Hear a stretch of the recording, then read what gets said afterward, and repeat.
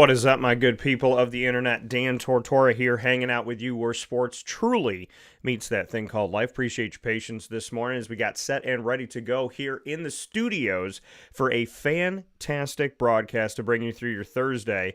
And fantastic because we are coming off an historic night, an absolutely amazing experience that I'm so happy that I got to be a part of. And I cannot wait to share that with you. What am I talking about? Well, inside of MonPazPopcorn.com's What's Poppin', the LeMoyne College Dolphins won their first ever men's basketball Division I postseason game. It was their first Division I postseason game, their first NEC tournament game, and their first NEC hosted tournament game and first hosted Division I postseason game. So there's a lot to be said in playing that one game against FDU, and it was against FDU, Fairleigh Dickinson, a team that last year made it into the NCAA tournament as a number 16 seed, defeated one-seeded Purdue, and made a run in the tournament. So a lot of national recognition for the LeMoyne College Dolphins in their first season in Division I.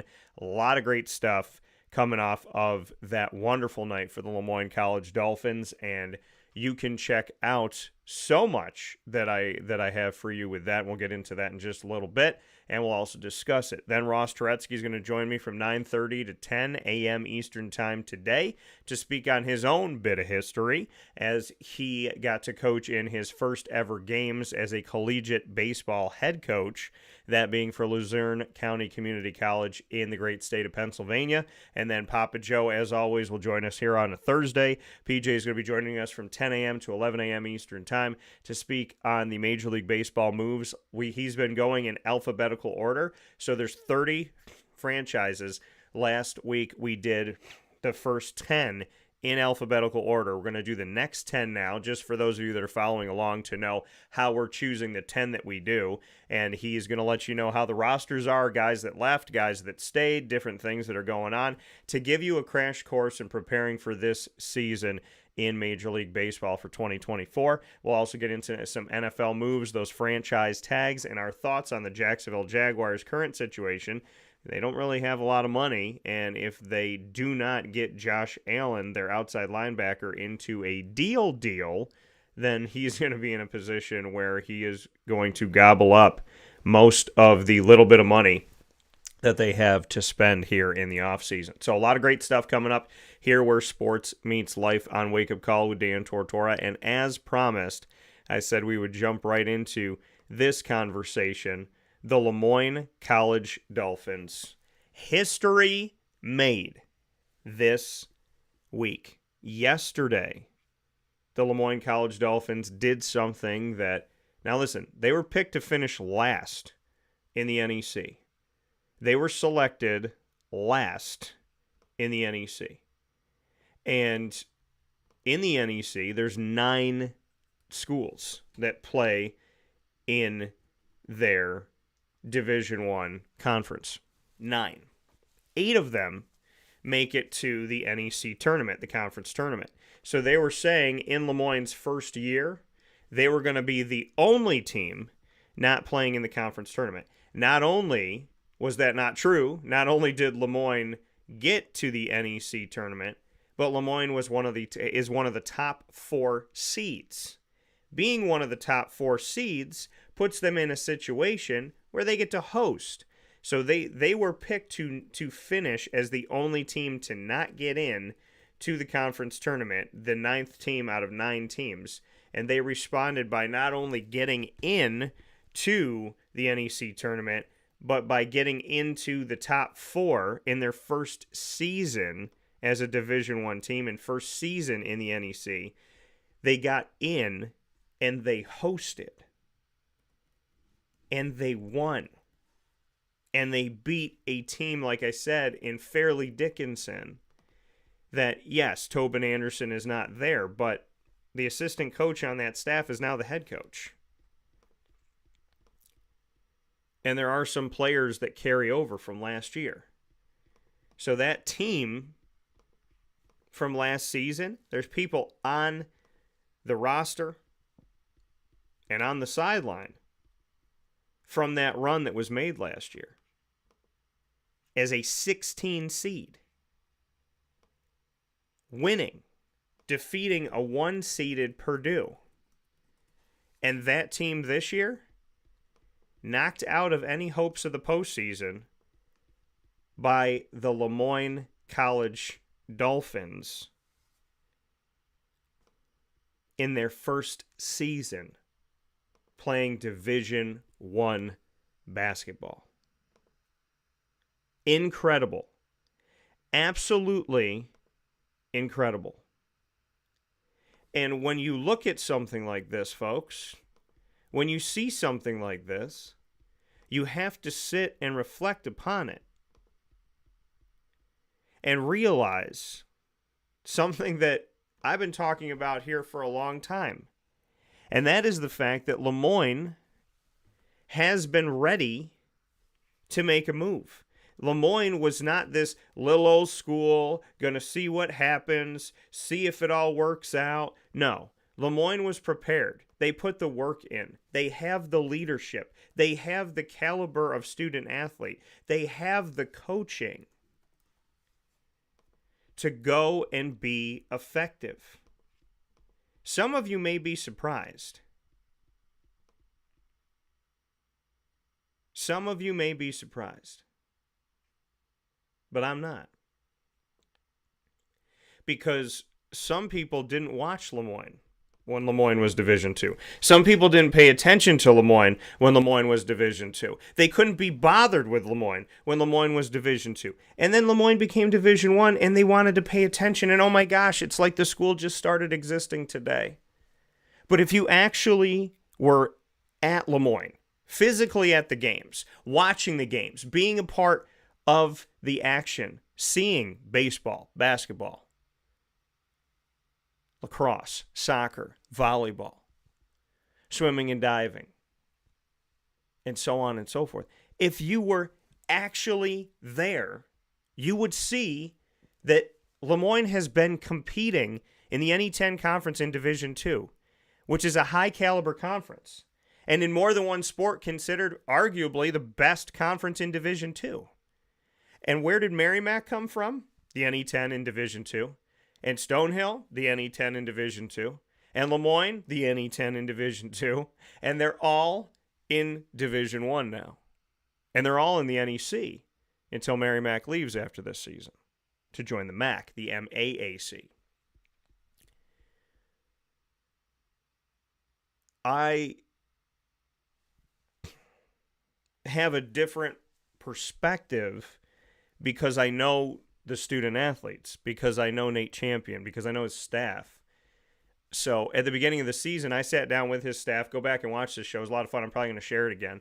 But I was with his staff, and we did this roundtable discussion where we got to know each other better. We did rapid fire with each other, and it was a lot of fun. I've known Nate Champion and been around Nate the entire time he's been coaching in his return to LeMoyne because he's an alum, played on the LeMoyne Dolphins team himself. Isaiah Salter, Luke Sutherland, Kai Cleary, Derek Jones Jr.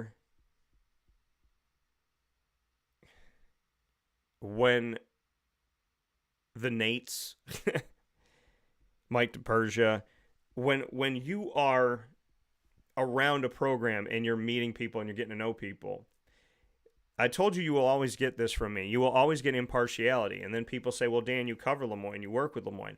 But I didn't say they would win every game this year. I didn't say that they're going to run the table. I didn't say they're going to be the number one seed in the NEC. But I said, we're ready. I got asked two questions when LeMoyne made the decision to move to Division I. I got asked two questions from people. One question was, do you think they're ready? The other question was, do you think they can afford it? And my whole thing was, well, when it comes to affording it, that's something that they had to work out, right? That's something that you prepare But when you're around the people at LeMoyne, you know that these people come prepared. You know that they go to work. There's a lot of people behind the scenes that work their absolute tails off. Last night alone, Craig and James and Kevin and Mike, they're constantly working for hours, and you don't see it. And they don't ask you to see it, but they're doing it. So this work that goes into being prepared and having everything ready, Bob and I discussed this for a long time. See, there's a lot of people that came along the trail once everything was done. Once LeMoyne decided to go to Division I, it was everybody's story. There was no credit given where credit was due. It was just everybody's story.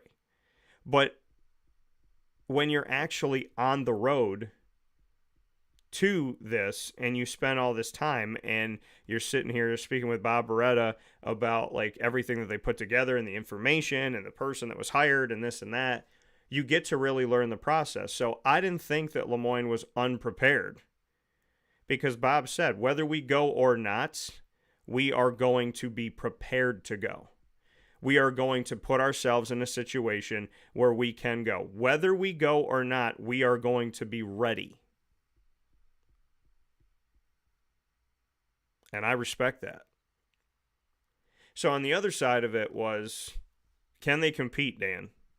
Are they going to be able to compete? And my answer was, it's going to take some time, but I believe that there's certain sports that could compete right away.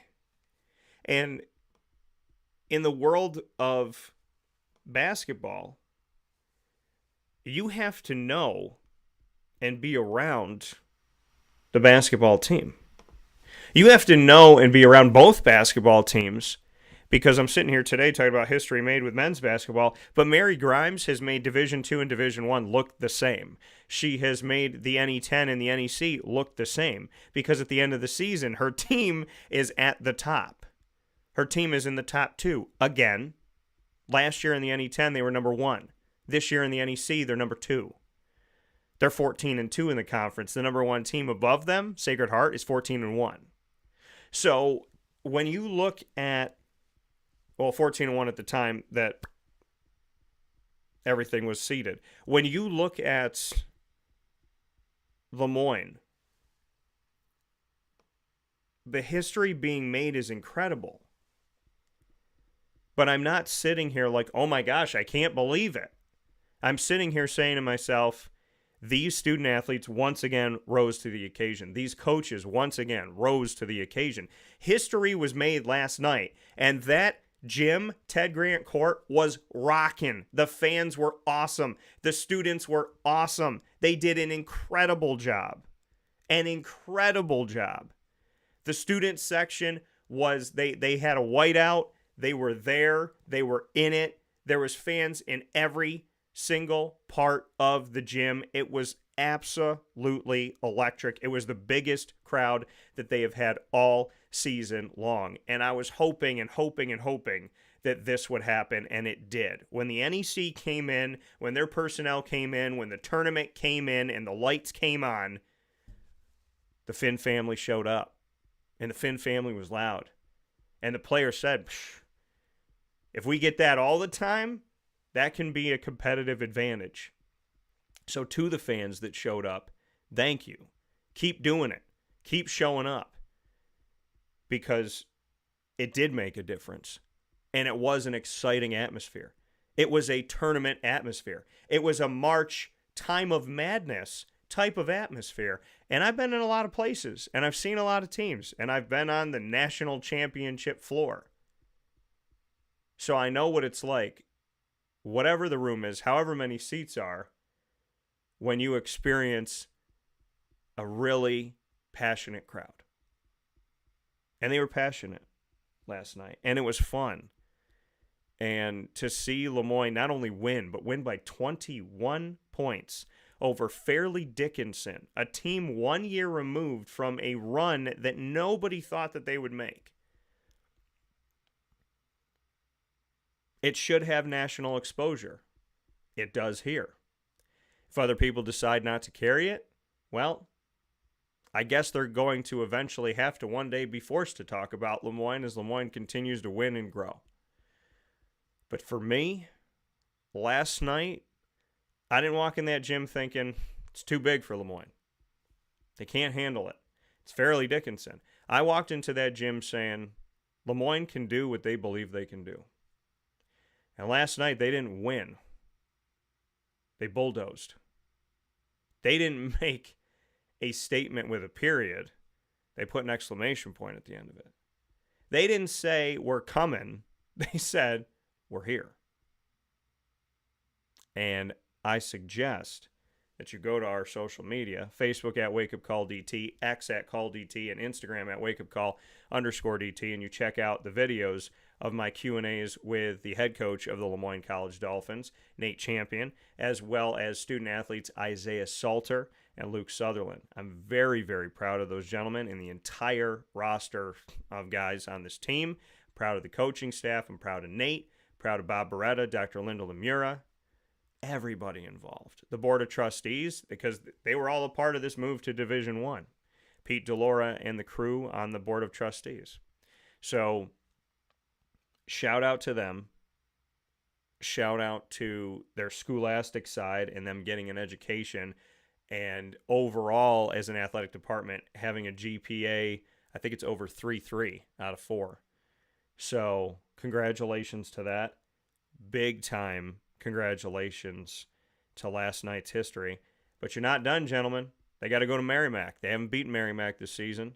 Merrimack's want to make a statement. Merrimack last year won the NEC tournament, was not allowed to play in the NCAA tournament because of the same reclassification rule that is currently in place for LeMoyne and Stonehill, which prevents them from going to the NCAA tournament on an automatic or at-large bid. So, Merrimack has a statement to make because look at FDU's run, and Merrimack beat them last year. So now Merrimack has a chance for the first time ever, as this is their 5th season in Division I. They have their first chance to go to the NCAA tournament, so that's big for them. And it's their swan song in the NEC. So leave the conference by winning the conference. That's another piece. So Merrimack's playing for a lot.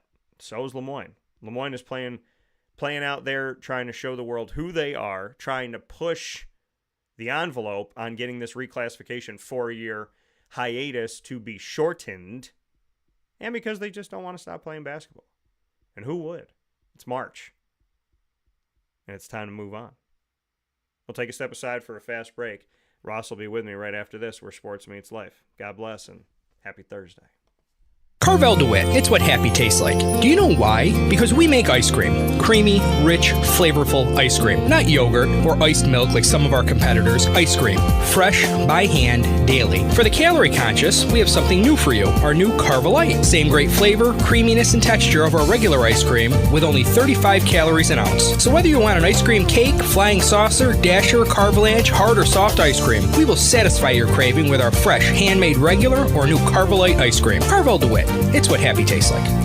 The Wildcat Sports Pub in Camillus, New York is located on 3680 Milton Avenue in the Home Depot Plaza. It is your family-friendly sports bar and restaurant. Folks, some sports bars aren't family-friendly. Some family-friendly restaurants are not sports bars. The Wildcat Sports Pub in Camillus, New York is proud to be both. It is that marriage that you've been looking for years. The Wildcat Sports Pub is your home base for your sports bar and restaurant needs, games for the kids, indoor and outdoor activities, and enough things on the menu to come back every single week and get to try something new. They're open Sundays from noon to 8 p.m., Monday through Wednesday, 11 a.m. to 11 p.m., and Thursday through Saturday from 11 a.m. to midnight. For reservations and party information, call 315-487-2222 for the Wildcat family-friendly sports pub and restaurant.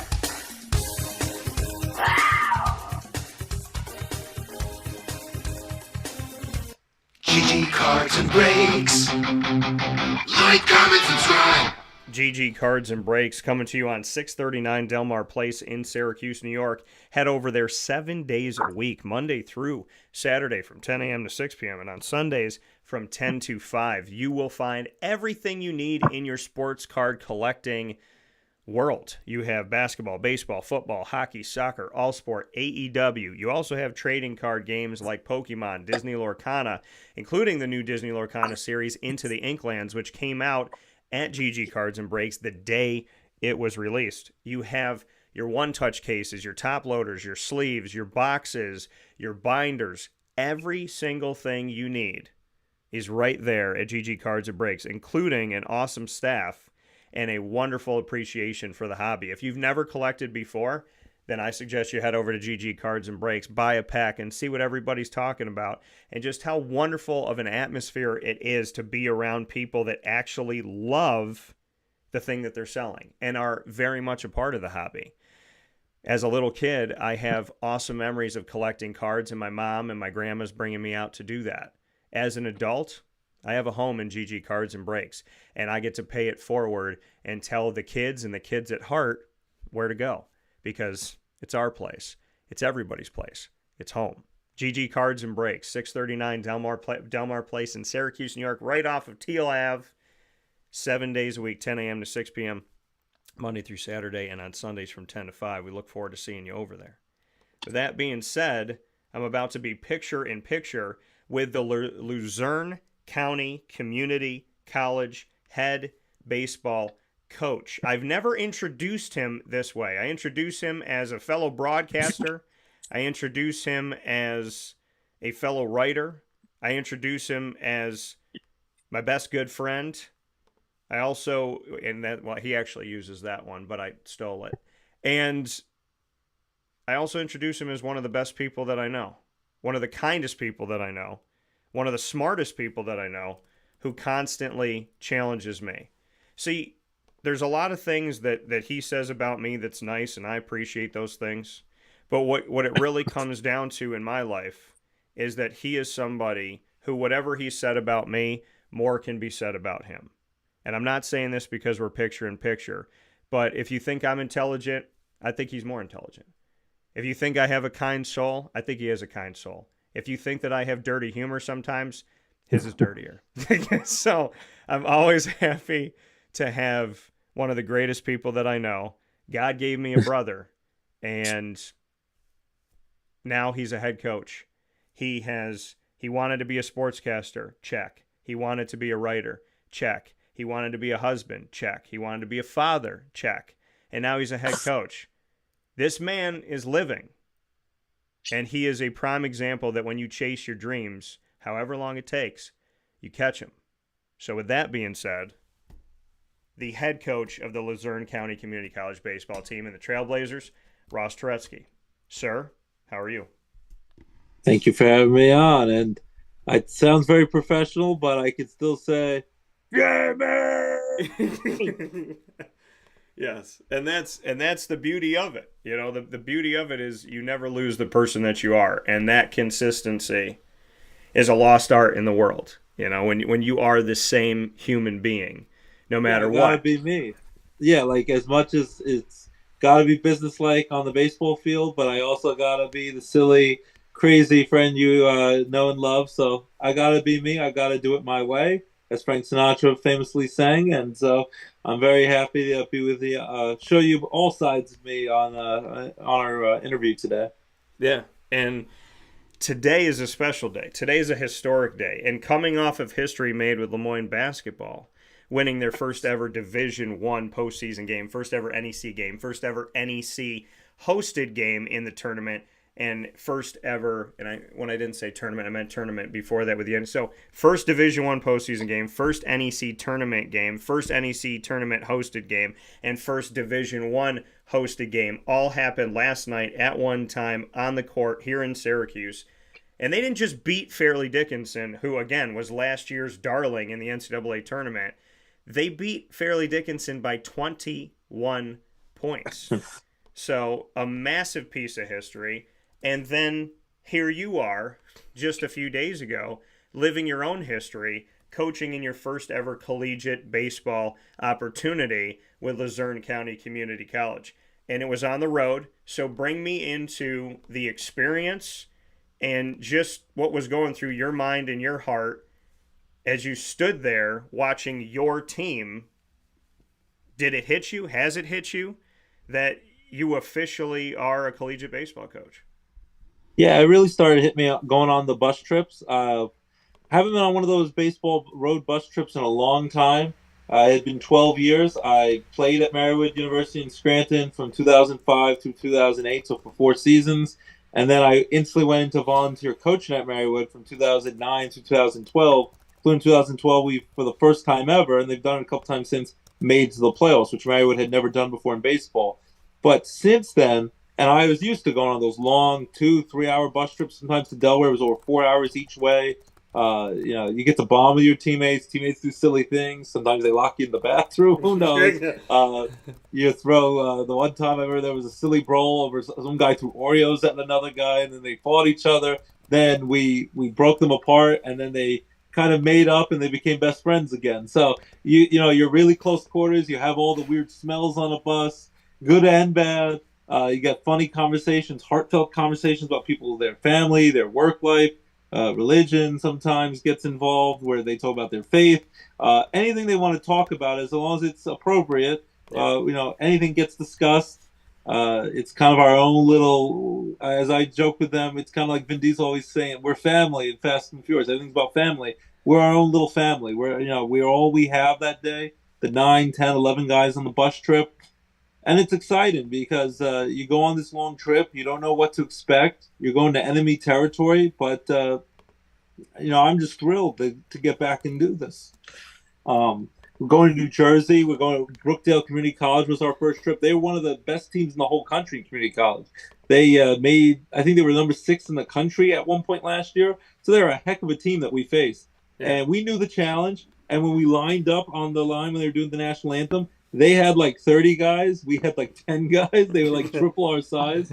So it was definitely, it's intimidating at times, I guess, like that. But I said, we're not going to worry about that. We all we need. We've been working hard. We know we've been prepared for this moment, practicing every single day in the gym, on our muddy baseball field. This is what we were hoping for. So I think it was nerve-wracking. It was up to the last moment. We're 100% sure if we were going to play because it rained a ton in New Jersey, it rained a ton in Northeast Pennsylvania. Yeah. They took the tarp off in the morning when we were going to get on the bus, and they gave me the go-ahead. So I was like, all right, let's go. We're good to go. It was a little challenging. We couldn't do infield, outfield, or batting practice on the field because they wanted the field ready as best as possible for the game itself. We had a doubleheader.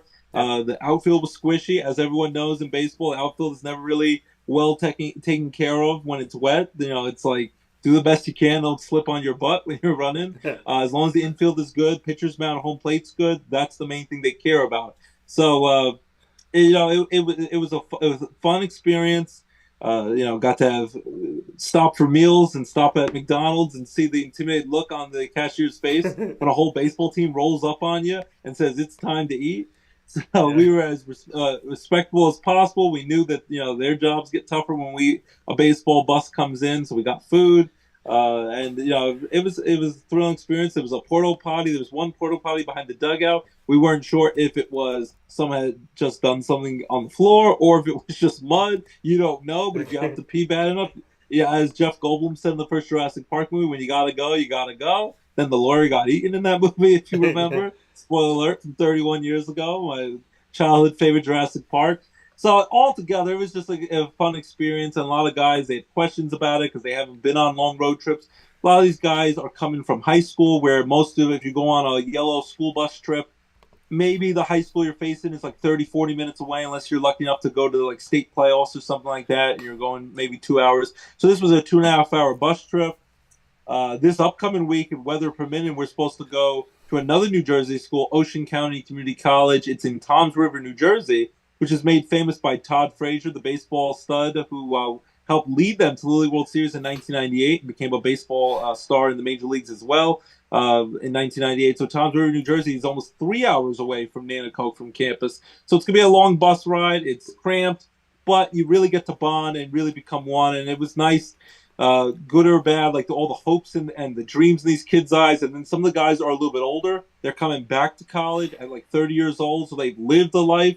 They've had jobs. They've had experiences. Some of them have owned a home. they've been engaged on our team, and then now are starting back over playing baseball and going back to college and trying to like rebuild their lives. And this is a second chance, second lease on life to play baseball. Yeah. And that's what's exciting about junior college. You don't get to see that a lot at four-year schools.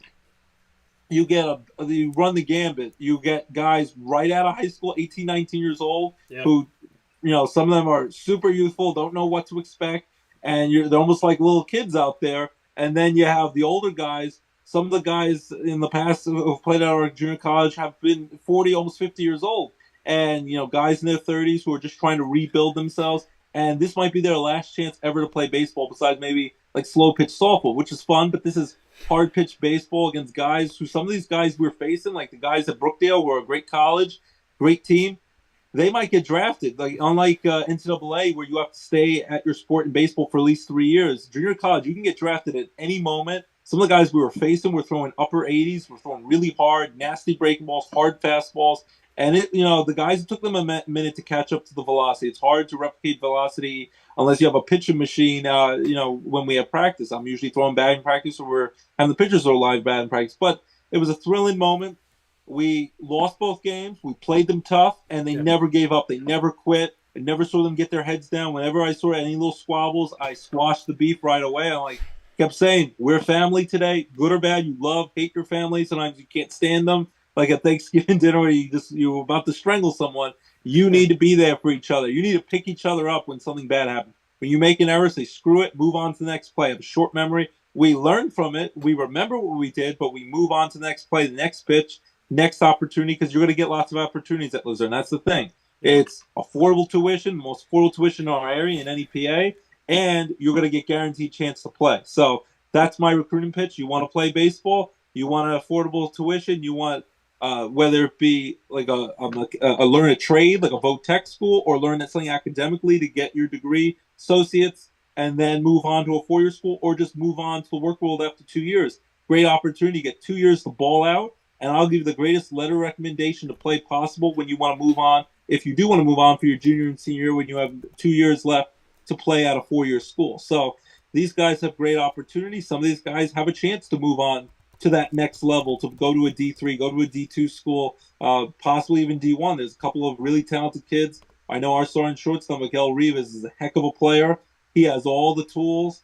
The way he fields the ball, the mechanics of it. He has a cannon for an arm at shortstop. So I light up every time I see this guy throw a ball, and we even let him pitch at the end of the game in game 2. And I think he really has a bright future in this game. And so do a lot of the guys on our team. That's the excitement of it. And then I love that they never gave up and quit. In our last at bats, we hadn't scored a run all day. They got on a flurry of hits. I think we had 5 hits. We scored 3 runs in our last at bats, and we really rallied, and we really started to put the pressure, and maybe added some nerves, made it a little scary for the other team. So I love that we don't ever go down without a fight. Yeah. The guys had their rally caps on. They were twisting their caps backwards, and it was almost like a little league high school environment. They were cheering loud for each other. I said, have each other's back. I want to hear you call out and cheer on your teammates, and they did that. So very proud of the guys, their effort. We're going to get better. The biggest thing we have to clean up is defensively. We made some errors and miscues. We clean up and make all the routine plays defensively.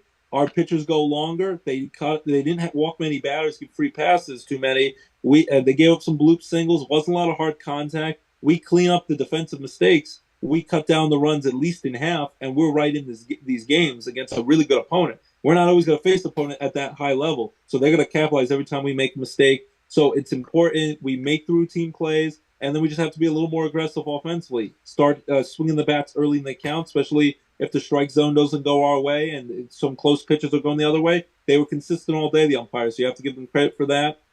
So we have to then just adjust to whatever the strike zone is, and we got to start swinging the bats early in the count. But if we make plays defensively, we're in these games. They're close games, 3-4 run games, and then we're right in it. We have a 3-run rally in the last game like we did in game 2. We have a chance to come back and win these games. So I'm very heartened and excited about the opportunity and about our chances. I think even for a first-year team where everyone says, they're warning you might get your teeth kicked in a little bit. You're an expansion team against some teams that have been around for many years and have a foundation. We're rebuilding that, but that's the exciting thing. I told these guys, you have a chance to be the building blocks of the foundation of bringing back Luzerne baseball. They had not played a game in 5 years. COVID hit, no sports at all on campus. They brought back basketball this year, and now baseball. A lot of people didn't think we were going to be able to have a team. We have a team. We're going to play these games, and we're going to compete, and we're going to work as hard as we can. And I'm confident that before the year is out, besides just competing, we're going to win a few ball games here before the year is out. We have 21 games now. We have 19 left after playing our doubleheader last Sunday. I believe we're going to stay in these games. We're going to cut down on the blowouts, and I think we have a chance to win some games and surprise people. And even if we can't win some games, we're going to scare the heck out of them. I think we're going to be able to show them that we can be right in these games to the very end and make them nervous. And that's what you can hope for a young expansion team. And these guys get a chance. They can tell their loved ones for years to come they got to bring back Luzerne baseball. And when hopefully we get where we want to be and we become the program we want to be and be a winning program on and off the field, these guys are ready to go in the work world. They do well in school. They get good jobs. They're successful moms and dads and husbands and wives. This will be one of the beginning starts of that, where they learn the discipline they needed by playing this sport and being there for each other. And all the other teams that we get really good as the years go on, we start winning ball games. It's because of this foundational, this first year's team that never gave up, and they had each other's backs, and they knew it was going to be hard, and they never quit, and they worked their butts off. And I tip my caps to them. I'm wearing the Luzerne road gray hats. We wear our gray hats, our blue jerseys, gray pants on the road, and I was just very proud of them. And I'm hoping, weather permitting, fingers crossed, because Jersey and in PA we have a lot of rain. At least it's not snow. It's been warm lately. Yeah. If the rain holds off, we're supposed to play this Sunday at 1:00. In Tom Tortora, New Jersey against Ocean County Community College. We're excited about that, and we're ready to go. Yeah, and a great synopsis and a connection to, helping us really live what you just lived in this historic moment for you and for Luzerne County Community College. Like you said, 5 years away, the program is coming back. You're the coach to bring it back. They're the student athletes to bring it back. Everybody that's a part of right now is a part of history. There's a story being told. It can only happen once that this team is coming back like this. It can only happen once that there's a head coach. It can only happen once that these student athletes are here. So this opportunity is something that, you're ripe for. And my dad said something to me a long time ago, and I'm going to say the same thing to you because I feel the same way about you that he has felt about me. I said, Dad, what do I choose? And I was looking at different things in like peer ministry, campus ministry to do. And he said, okay. He's like, well, of the programs that you like, which one's in good shape? What programs have taken off? And then what ones are struggling a little bit? And I said, well, Dad, I really like this one. I really like this one. This one looks like there's people involved. There's things going on. But this program, there's like two people and it's something that may not be there. And he said, I know you as the person that you can go into something that's working and you can keep it working and do a great job. But I also know that you're one of those people that's capable of going into something that's dying and you can give it life. And that's exactly how I feel about you. There is no better person for a job of counted out expansion team coming back. Who are these guys to tell that story? You and I are movie people, and there's a script being written right now with this. Well, buddy, team. I know it. You know how much my favorite movies are the underdog stories. We're the ultimate underdog. The Rudies, the Rocky Balboas, all the ones who have been tossed aside. No one expects anything out of. I feel like a lot of these teams are going to come in thinking like, oh, we have an easy 2 victories when we play a doubleheader against them. And I'm telling you, we're going to work. We're going to be the crazy underdogs. We're going to work your butt off. And we're going to make sure we give you the toughest game possible, win or lose. And at the end of the day, I feel like we're going to be right there in some of these games. And we're going to have our successes. And when we have our downs, we'll pick ourselves up from that. We'll get better.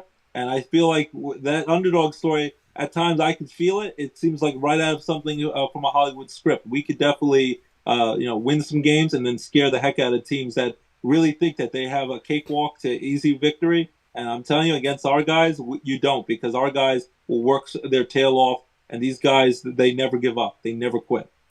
How did you find them? How did you put them together in your recruiting world? How did this roster come together?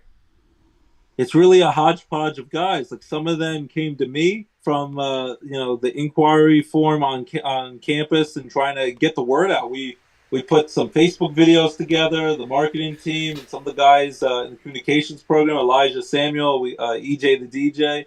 He's going to be moving on to Pittsburgh next year. He's a senior at Luzerne. He's the head of the radio station there. He's done a lot of promos. He's done a lot of publicity for us, getting the word out. I've gone to a bunch of high school baseball games, talked to a bunch of coaches and players, try to get them to come. There's even a summer baseball league that I've played in the past, and the Wyoming Valley Baseball League. Great league for kids who are 18 out of high school, all the way to some guys are 70 years old and have had heart attacks and want to keep playing baseball. They play in this league with no matter what their health status is. They just have a passion to play, and it's hardball. They don't want to just play slow pitch softball yet. So I met guys there. Some of the guys, there's the two guys who are about to turn 30 years old. They're the same age as Shohei Ohtani and Pete Alonso. Major League Baseball superstars are born in 1994 like they are. They wanted to come back and play. I met them. One of the guys struck me out in a game and dominated my team in a game pitching against us. That day, I looked him up. I saw he had his name on his backward jersey. I looked him up on Facebook, sent him a message. So little things like that. Even I said, "You did a heck of a job today." They have rules. They had to put an older reliever in later, and we were able to hit him and win the game. But I was impressed. He threw 3 shutout innings against us. We couldn't do anything against this guy. I called this guy up, I messaged him, and we started dialogue. He said the very next day, before I gave him that message, he was about to go move back down to Dallas, Texas, and like he had a job lined up. He was ready to go, and this guy's a grown man. And then he saw this opportunity, and I was afraid he was going to laugh it off, think I was just telling lies, that I wasn't really the coach, and like I was just giving him this like insane dream. But I was like, this is legit. And then we started chatting up. Then one of his teammates also was getting close to 30 years old. He was just starting to like rediscover baseball. Hadn't played much baseball in his life. Just learning how to even pitch a baseball for the first time in his life like a month earlier. And then I started chatting him up. And then it was word of mouth. But that league was a big help because anyone who I thought was pretty decent, no matter what the age, I would send them a message. I'm like, I saw what you could do. I think you'd be an effective pitcher. I think you could hit the ball. I think you feel the ball really well, a good arm. Send him a message, and those guys would talk, and they'd get those guys to join. And then, like I said, recruiting at the high school games. And then there was even where they call it canvassing. I was either sitting like in my own little booth out on campus, going door to door, like the We Are Marshall movie, where they were like looking for anyone who wants to play when you rebuild their program.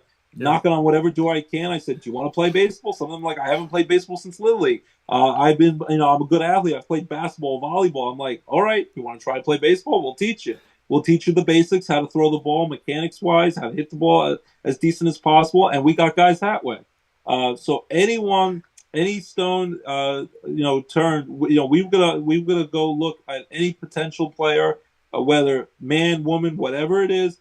You want to play baseball at Luzerne, this is the place for you. And we got guys who wanted to play.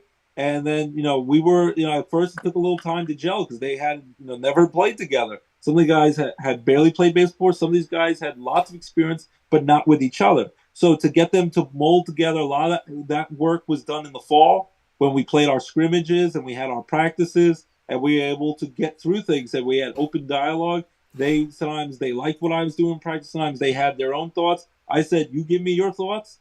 I will take them into consideration. I'll give you my thoughts, and we'll blend those kind of old school and new school approaches into how we were going to practice, how we were going to prepare for games.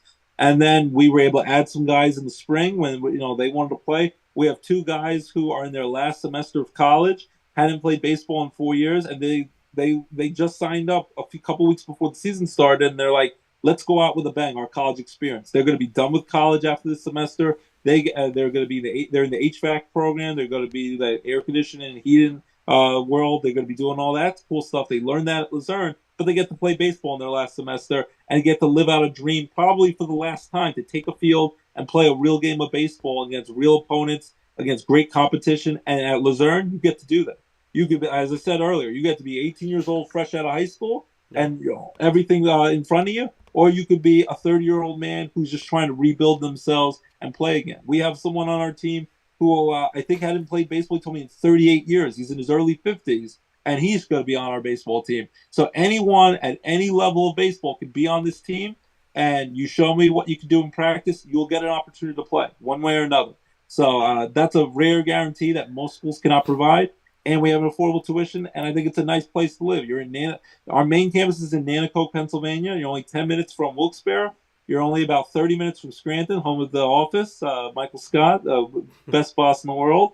And then that's what she said. We did a lot of those jokes back in the day, I remember. Yeah. And then you're centrally located. You're only about 2 hours away from Philadelphia one way, 2 hours away from New York City the other way. So you're not far away from where a lot of the hub, the actions are, where the action is, and whatever world you want to go to. You want to stay in our area in northeastern Pennsylvania, it's a great place to be. Or you want to move to the big city in Philly or New York, you're not far away. And you're learning, you're getting a great education. And as I said, you do well here, academically, athletically as well. You can move on. Your world's your oyster. You can move on to whatever school you want. So that's my recruiting pitch, and that's how we got some of the guys, young and old, to come. And I'm going to be busy working on getting guys for this upcoming year. So it's going to be a challenge because you only have these guys for a short window. You have them for the 2 years and then they leave. But we're going to do the best we can for our 2 years. We'll do everything we can for these guys. I'll be rooting for these guys. I want to hopefully stay in touch with them, making sure that they have good lives down the road. I want to know the story of what happens to the Miguel Rivas, the Nick Hollicks, Johnny, Bruce Leatherman, all these guys on our team, Brad Higgins, Aiden Everett, all these great guys. I want to know that they've had successful lives, so I hope they're always a part of this Luzerne family, and they always welcome to come back, whether they want to be a coach on our staff, volunteer, they want to help us out, get the word out. And we're looking for the next Luzerne, our mascots, the Trailblazers, like our Marywood Pacers. Yeah. Horses, we're gonna go. Nah. They have flames on there. It's a fire on the Trailblazer horsey. And sometimes they'll be at our home games and stuff like that. They were at the basketball games. And we're looking for the next set of Trailblazers who are willing to take on that challenge and excited for that. And we're looking for that for this upcoming fall semester and for years to come. So hopefully we keep building. We have a successful season and keep adding guys as we get ready for next year already. Because it's almost like when you're running for Congress, every 2 years you're running for re-election. I'm constantly looking for the next group of kids while I'm also focused on making these kids' lives the best they can while they're here. But I got to also look for the next set of Trailblazers who are willing to take on that challenge and making sure they have successful lives on and off the baseball field.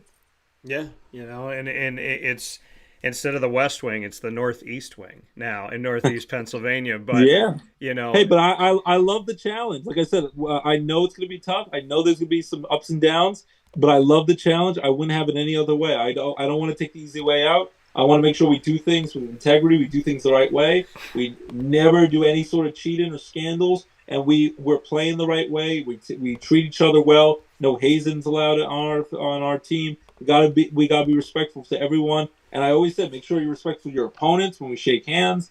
Be respectful to the umpires and to anyone when you're wearing these Luzerne hats. You represent yourself, your family, your friends, your campus, your school, and we gotta represent them the right way. I made sure I was like, don't even give them dirty looks to the umpires. If you don't like the call, I could speak to the umpire in a respectful manner, but we have to treat everyone with respect because we have to represent this school the right way and know that everyone should know that this baseball team and our school, what we represent, and we got to bring it back the right way. We can't bring it back and give ourselves a shoddy reputation by doing things and cutting corners. We have to do things in the respectful way we need to do things, and it's all about integrity and doing things the right way.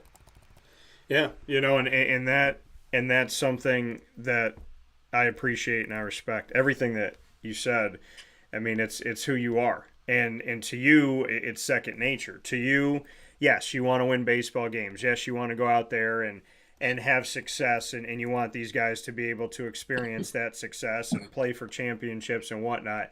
But you're doing so much more than that.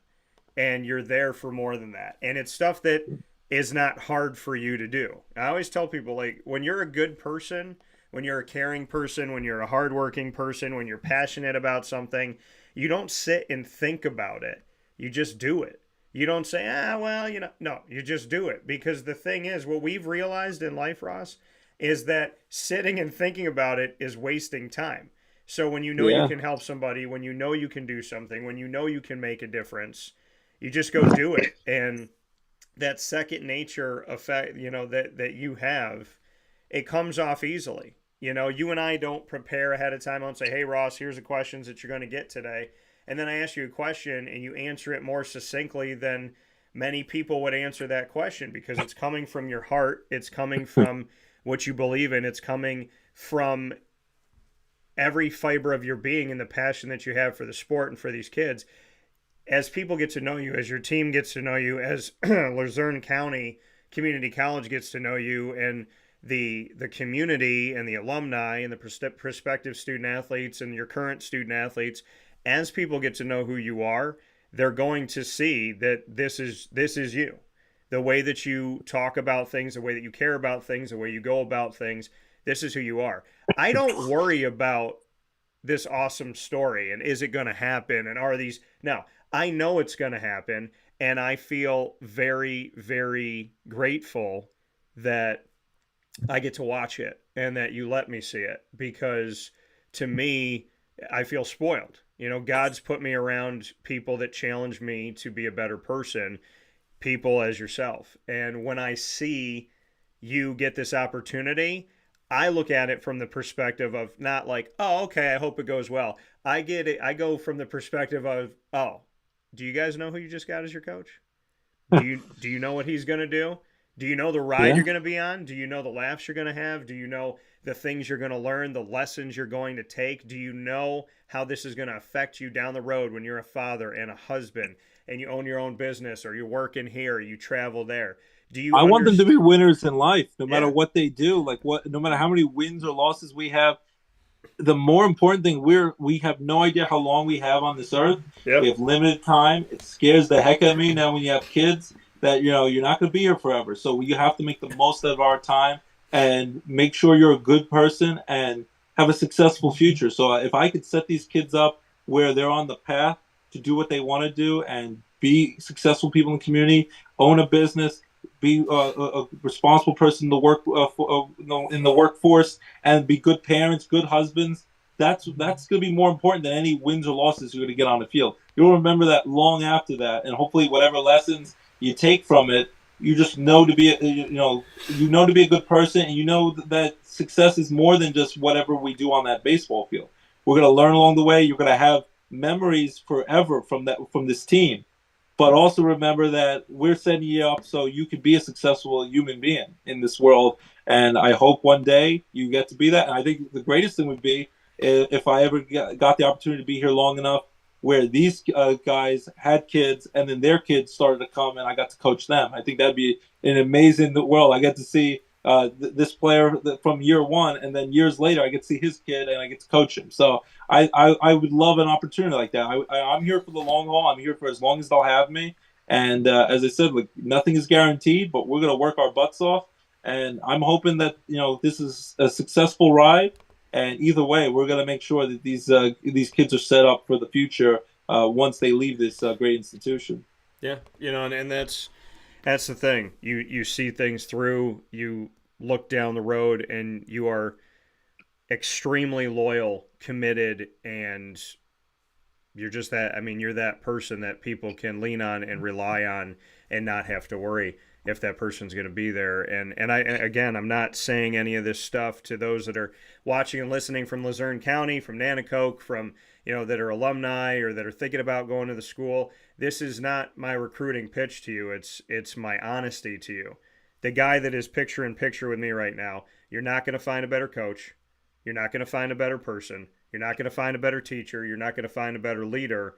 And you're not going to find a better person that shows all of the qualities that this world is lacking right now. Humility, confidence, kindness, generosity, empathy, understanding, faith, hope, joy, perseverance, determination.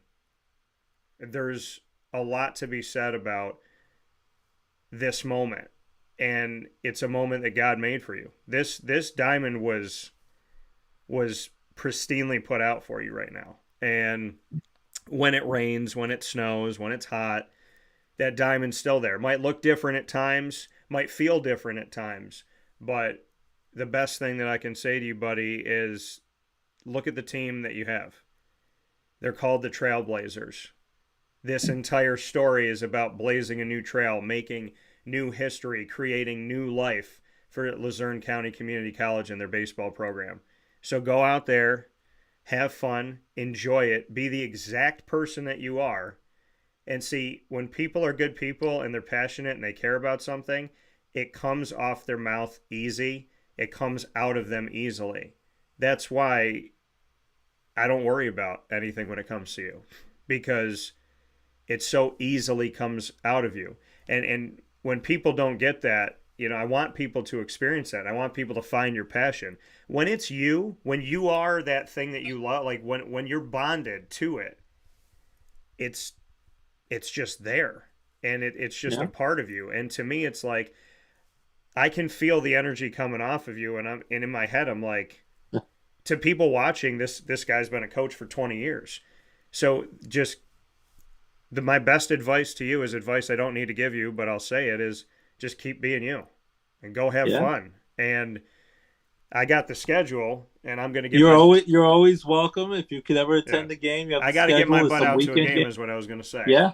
So yeah, I'd have you in the dugout. You can be a part of it. I'd love for you to be a part of it. And if you ever decide, my recruiter pitched to you, if you ever decide to go back to college, because you went to college at Marywood, but you didn't play any baseball, you could always come back and have eligibility. You can play for me for 2 years. I think that'd be an awesome experience. Yeah, I thought I was going to get throwing that out there. That could be part of the story, and then we can write the screenplay together for the Trailblazers. We could blaze a trail together. Yeah, and that's the thing. I was like, I'm sitting here thinking to myself, I'm like, is he going to say coaching? He said, hey, you could play. So, you can play. You go out there and see what you can do. Swing the bat. You played in that summer league with us 16 years ago, in 2008, when we were the Scranton Bums, and we never won a game. And that was quite a team that my brother and I assembled. But hey, if you want to come out, but you could also just come out to hang out, see the team, and maybe take some swings. You can take some batting practice with us. Get on the field and swing for the fences. Show me your Aaron Judge swing. Swing it over the fence. Yeah. And I can also, if for any reason I swing and I miss, I can, I'm not going to say that. I have my A-Rod jokes, but I'm not going to. A-Rod, God bless you. But I will say this here. There is a question that came in. There's a bunch of comments that have come in all the way through, and it says, Ross, do you plan on going to Sandlot Night at the Rail Riders in August? Squints is going to be there. That'd be cool. I didn't realize they were having a Sandlot Night. Like, I knew they did something. They did something, I think, a few years back when it was the 25th anniversary of the movie. It came out in 93, and then last year was the 30th anniversary of the Sandlot movie. That's one of my favorite childhood movies. I still remember when they go to the amusement park, they did some chewing tobacco, and they vomit all over the place. And it's a blast from the past. The Baby Ruth, where he didn't know what that baseball meant, how valuable that stepfather's baseball was. He just started hitting the ball. And then they had that big dog, was it Hercules? And then you got James Earl Jones, the voice of Darth Vader, the guy over the fence, and they had to beg for their baseball back. So all those things, that's part of my childhood. That's how I grew up. Growing up in New York, and then we moved to Pennsylvania. You would pick these random Sandlot baseball games. It was 100 degrees. Your eyes were watering with sweat. We'd be out there. This was pre-iPad and technology. We were out all day. Our parents would let us leave in the morning. There was no cell phone, so it was pretty much they trusted us to get back safely. So it's like we'd wander off in New York, and then when we moved to Pennsylvania, we'd wander off, play pickup baseball games all day long till it started to get dark out. And then when it was time to eat dinner, we'd come in, have dinner, and we probably played baseball for 12 hours. I remember getting badly sunburned. I wouldn't wear sunscreen a lot. I'd have to be like snakeskin. I'd have to peel off the burnt skin off me. It was nasty, but hey, that's what we lived. So in many ways, the Sandlot movie was kind of like my childhood life stories. All summer long, I'd be outside playing baseball, doing things I love. They have 10-cent ice pops at this deli right near the park. I'd find like in the couch cushion a couple of nickels, a dime. I'm like, I could make out like a bandit. I was able to have my orange or cherry ice pop. I loved it. They had that nasty little juice box that tastes like cough syrup. I got that from the convenience store. And then I would go back and play baseball. And sometimes I'd be dehydrated out there, but I loved it. And I still to this day have that passion for it. And I could sense, even with all the technology and new age we live in, some of the guys on this team are nostalgic like that, and they have a passion for it, and they can't get enough. And that's what we're looking for. If you have a passion for it, come out and play for Luzerne baseball. And I don't think you'd be sorry. It'd be a great opportunity for you. Yeah. See, I I'm very much the Sandlot and very much Brian Regan growing up playing baseball. And they're like, and the whole, like, when he tells a joke about, hey, Brian, how many outs are there? He goes, grape.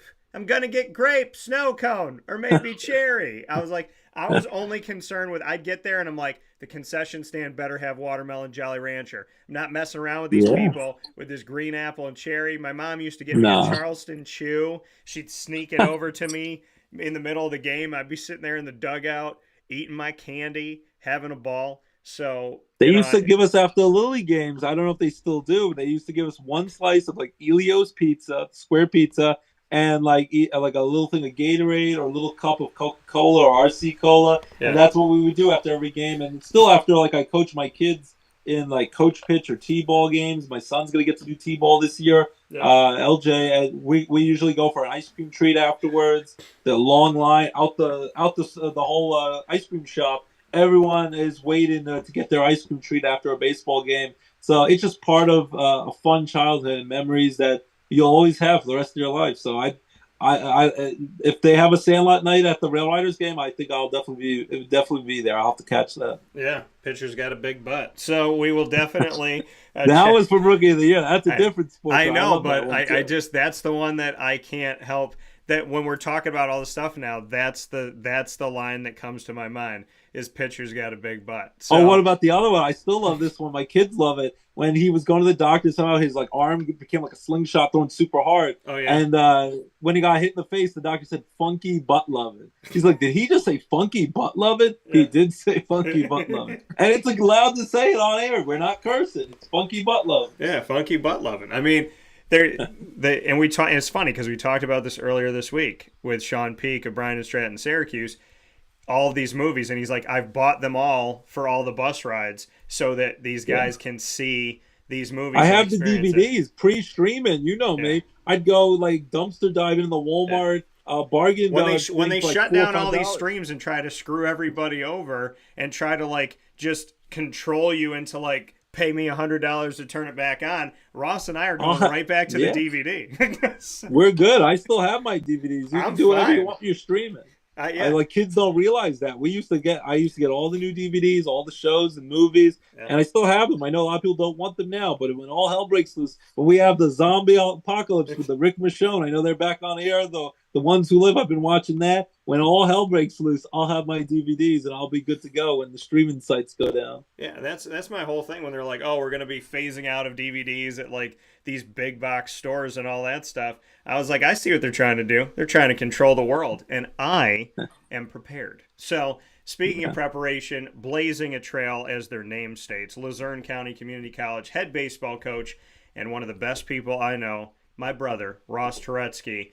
And I don't have words, man. I really, honestly cannot say enough how proud I am of you, how excited you come to a game, you. I'll give you one of these bad boys, one of these Luzerne hats. I promise I'll give you some Luzerne merch. You come to a game. Well, I will make my butt down there. I have your schedule because you sent it to me and I posted it. So I will make sure that I get to see you in this inaugural season. It's been too long, but I am overwhelmingly happy for you, overjoyed for you.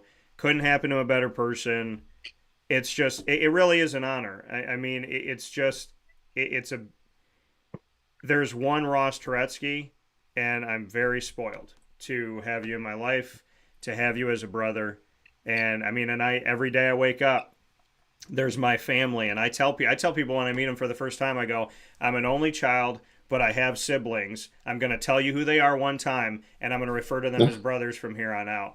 And I'm very, very honored to see you doing what you're doing.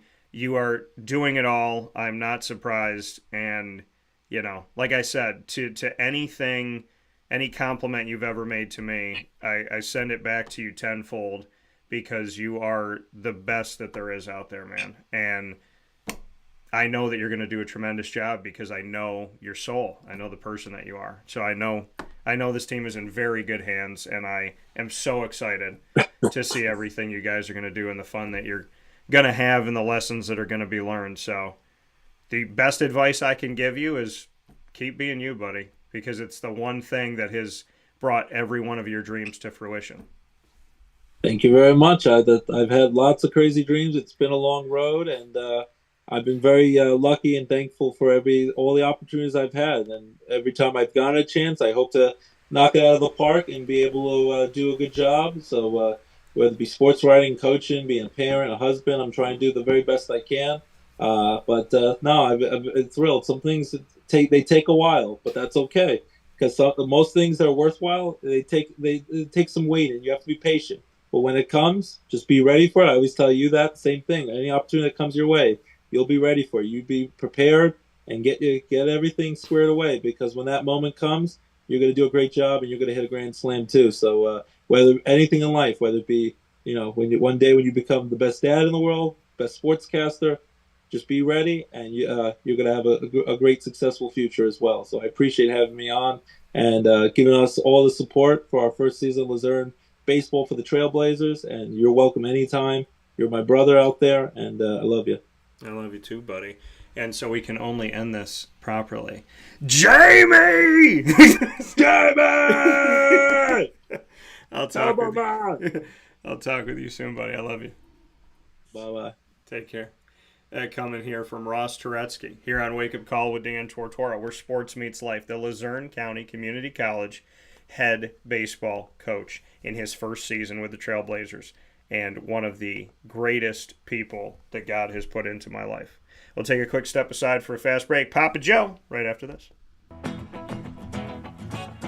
Hi, this is Amy from Mother's Cupboard, home of the whole frittata. We are open daily 6 a.m. to 1:30 p.m. For takeout orders, call 315-432-0942 and tune in to Wake Up Call with Dan Tortora for our monthly food challenge, and try our Wake Up Call signature menu item, available 7 days a week.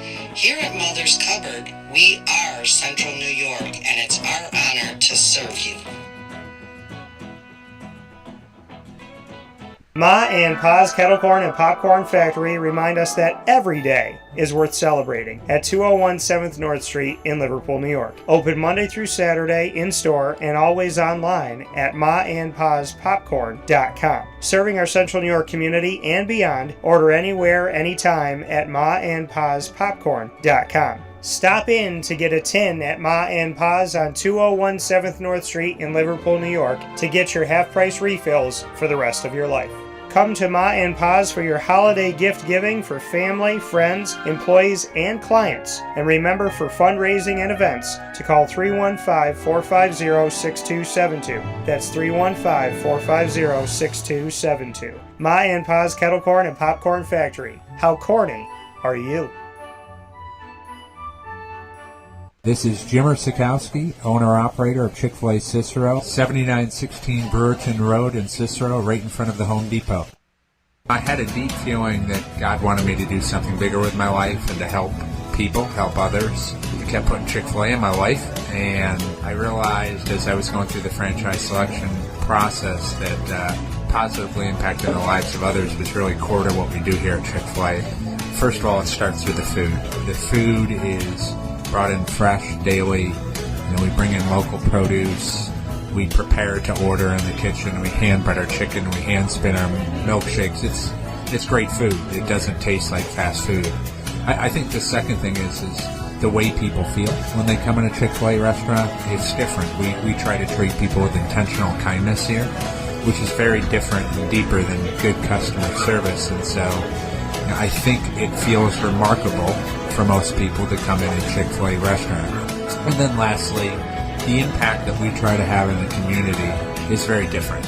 It's a big part of the expectation of every operator of a Chick-fil-A restaurant is that they're actively engaged in their community, they're a leader in the community, and they're making a difference. When they realize that what we're striving to do is to shine a little light in their life, that's a very, very different experience than you will have in any other quick service restaurant. And it's that remarkable experience that I think people will emotionally connect with.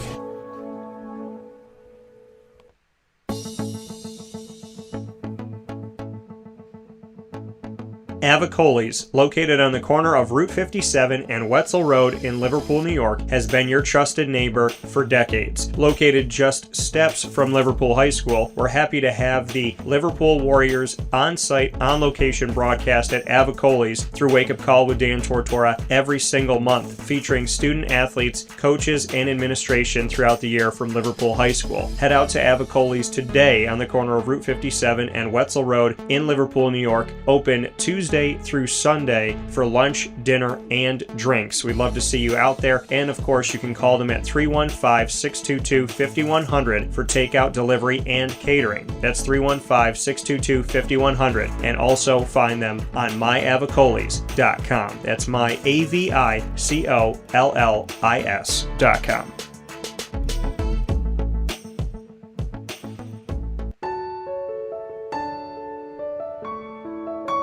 Having peace of mind when you're out of town that your furry-loving friend is safe and sound means taking them to Canine Campground, because we all know that when it comes to the love of our pets, it goes well beyond the call of duty to make sure they're safe and sound. Right, Lily?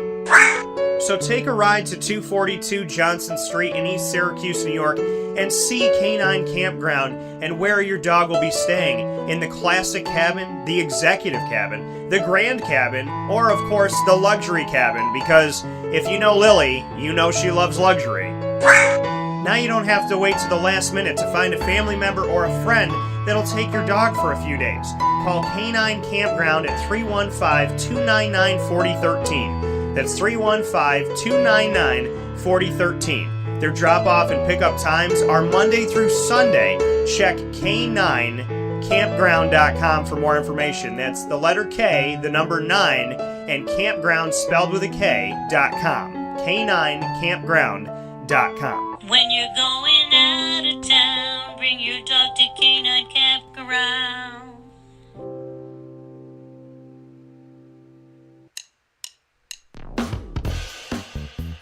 PB&J's Lunchbox, the food truck that you love finding all throughout Central and Upstate New York, now has a street-side cafe. So when you're craving their traditional favorites as well as their out-of-box amazing menu items, you can now head to 663 Old Liverpool Road in Liverpool, New York. Located just minutes from the highway, the Thruway, Destiny USA, and Onondaga Lake Parkway, PB&J's Lunchbox Street-Side Cafe is there for you Monday through Saturday from 9 a.m. to 7 p.m., serving breakfast, lunch, and dinner all throughout the day. Get breakfast for dinner, dinner for lunch, whatever you fancy, including their award-winning grilled peanut butter and jelly sandwich. Find them at 663 Old Liverpool Road in Liverpool, New York. PB&J's Lunchbox, where we love to know what's in your lunchbox.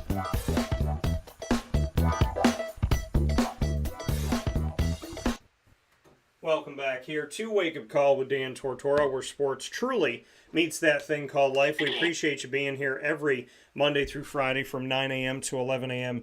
Eastern time, and hope that you're having a wonderful, wonderful week. If your week has been tough, we're here to make it better. If it's been awesome, we're here to keep it going. So let's continue the conversation here on Wake Up Call with the man of the hour here. You know him as our Thursday guy who comes on with us and hangs out with us. I have him. Nobody else does. I have the exclusive media lifetime rights of Papa Joe. And PJ is here with me this morning to continue the conversation in the baseball world. Last week, he brought us through the first third of the alphabetical order of baseball teams. He wanted to talk about every single one of the 30 franchises. And so in order to do that, he started alphabetically so that we can follow along. He did the first 10. Now it's time to do the next 10 as we run through Major League Baseball's offseason, and PJ gets you ready in this primer for the 2024 campaign. We'll also talk about the NFL with some franchise tags, and what are the Jaguars going to do with $29 million to spend? And if they don't do anything with Josh Allen, most of that money is going to his franchise tag, and they'll have $5 million left over. So they got to figure things out. A lot of great stuff coming up, as always, with PJ. PJ, Papa Joe, how are we? Okay, Daniel, fine. Yeah, the Jaguars are making a little news down here. They dumped a few guys yesterday. They signed, they're going to put the franchise tag on Josh Allen. which doesn't surprise anyone. So we'll see where they go with it. Yeah, a lot of stuff to talk about, a lot of news to be had. Del Rena said thank you for sharing the show today. You're welcome, Del Rena. Appreciate it. And Greg said Major League Bull Durham Field of Dreams. Funny how for the second time this week we've talked about all of these awesome baseball movies. First with Sean Peake and just now with Ross Turetsky. And now we're into baseball. PJ, you brought us through the alphabetical order of things when it comes to these baseball teams. And as we're looking at Major League Baseball, you and I had the discussion last week, and I want to let everybody know this so we can go back to that show, and I will be rebroadcasting that segment. You can hear about the Arizona Diamondbacks moves, as well as the Atlanta Braves, Baltimore Orioles, Boston Red Sox, Chicago White Sox, Chicago Cubs, as well as the Cincinnati Reds, Cleveland Guardians, Colorado Rockies, and Detroit Tigers. So here to start off the continuation of the conversation, PJ, tell us about those Houston Astros and what they have been up to this offseason. I do have to regress here a little bit. Last week I went through the first part of the order, as you said. Yeah. And I purposely didn't say the Colorado Rockies because they didn't do anything. They didn't sign one. They're not hustling. They're not doing nothing. So I don't know what's going on over there. Probably digging themselves out of a snowstorm. But we got Houston coming up, and of course the news over the winter was that they signed Josh Hader, the nastiest, filthiest left-handed reliever in baseball. Of course, it was the Brewers. I have no idea why he left the Brewers. I'm still pissed about that. Went to San Diego. Now he's with Houston. Signed for $95 million for 5 years.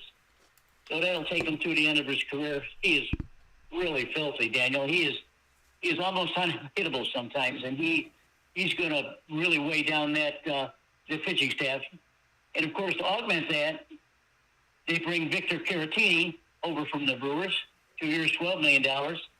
You also heard me say that even pitching is just as important as catching, or catching just as important as pitching. You've got to have a first-line catcher, sometimes 2 or 3 catchers to catch these guys. A lot of these guys are pretty territorial when it comes to catching. Go to Kansas City Royals next. They got a future Hall of Famer that they've signed, Bobby Witt Jr. Of course, his father was Bobby Witt, was a pitcher for many years. This kid last year signed a $290 million contract or something like that for 11 years and hit 30 home runs, 96 RBIs. He's going to be their franchise player until probably he retires. But along with that, they pick up Mike Wacha from the Padres, 2 years, $32 million. Frontline pitcher, got to have pitching. You know, you hear me bitch about it all the time. You got to have pitching. And Wacha can produce that for Kansas City. Outfielder Hunter Renfroe, another one of my favorite players. 2 years, $13 million player. Came from the Reds. I think before that he was with the Red Sox, but another solid baseball player. Probably use him in the outfield, maybe flipping corners or something. I'm not sure he's a fast enough outfielder or center fielder, but he's a good augment to whatever they're going to do. Right-handed pitcher Seth Lugo came from the Padres also. It was a starting pitcher, 8-7 with a 3.57 ERA, 240 strikeouts. Serious guy. 3 years, $45 million. So Kansas City is getting real serious, along with signing their future Hall of Famer, Bobby Witt. They got some good players that they're going to use. Left-handed pitcher Will Smith came from the Rangers. They got him on a 1 year, $5 million deal. I'm not sure he's going to make the team, but we'll see. Now we go to my Achilles heel, which is the Angels. Yeah. Well, what can I say? I mean, they lose Ohtani. They did a good job, though, in the offseason. They got left-handed pitcher Matt Moore from the Marlins. Matt Moore used to pitch for the Tampa Bay Rays, and he's another nasty left-hander. 5-1 and 2.56 ERA, 60 strikeouts. Didn't pitch the whole season, hurt. So they got him on a 1 year, $9 million deal. I think he'll move right into the starting location. Right-handed pitcher Robert Stevenson came from the Rays. 3 years, $33 million deal. He's got a 3.10 ERA, 77 strikeouts. Good pitcher to augment the. Now we got the Dodgers, and the whole show can probably be on the Dodgers. The Dodgers have really struck it rich, and I'll go through each one and comment on what I think is prevalent. Yeah. I don't have to say anything about Ohtani. I mean, we know what he is. We know he's a generational talent, and we know that he beat up my man Corey Seager for most valuable player last year. Yeah. Because I'm just a purist. I'm the purist at heart. I guess I can't get over that. But certainly, Ohtani is going to bring the show down with the Dodgers. I mean, he alone probably can get their pennant, but they signed Yamamoto, another Japanese product.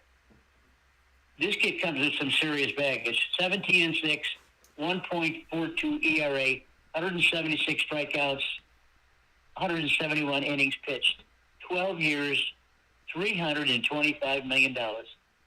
They got $1.1 billion in these two guys. And what happened yesterday or the day before? Yamamoto got bombed. He gave up 5 hits and 6 runs, a couple of home runs. So he better get in the swing here. He came from the Nippon Professional Baseball, whatever the hell that is. Right-handed pitcher Tyler Glasgow came from the Rays. This is a steal here. Even though at 5 years, $135 million, 10-7, 3.53 ERA, 162 strikeouts. Excellent pitcher. Has been on the injured reserve a couple of times. He's kind of iffy, but I'm sure they're going to keep him, and I'm sure they're going to use him. That's a pretty good starting lineup right there.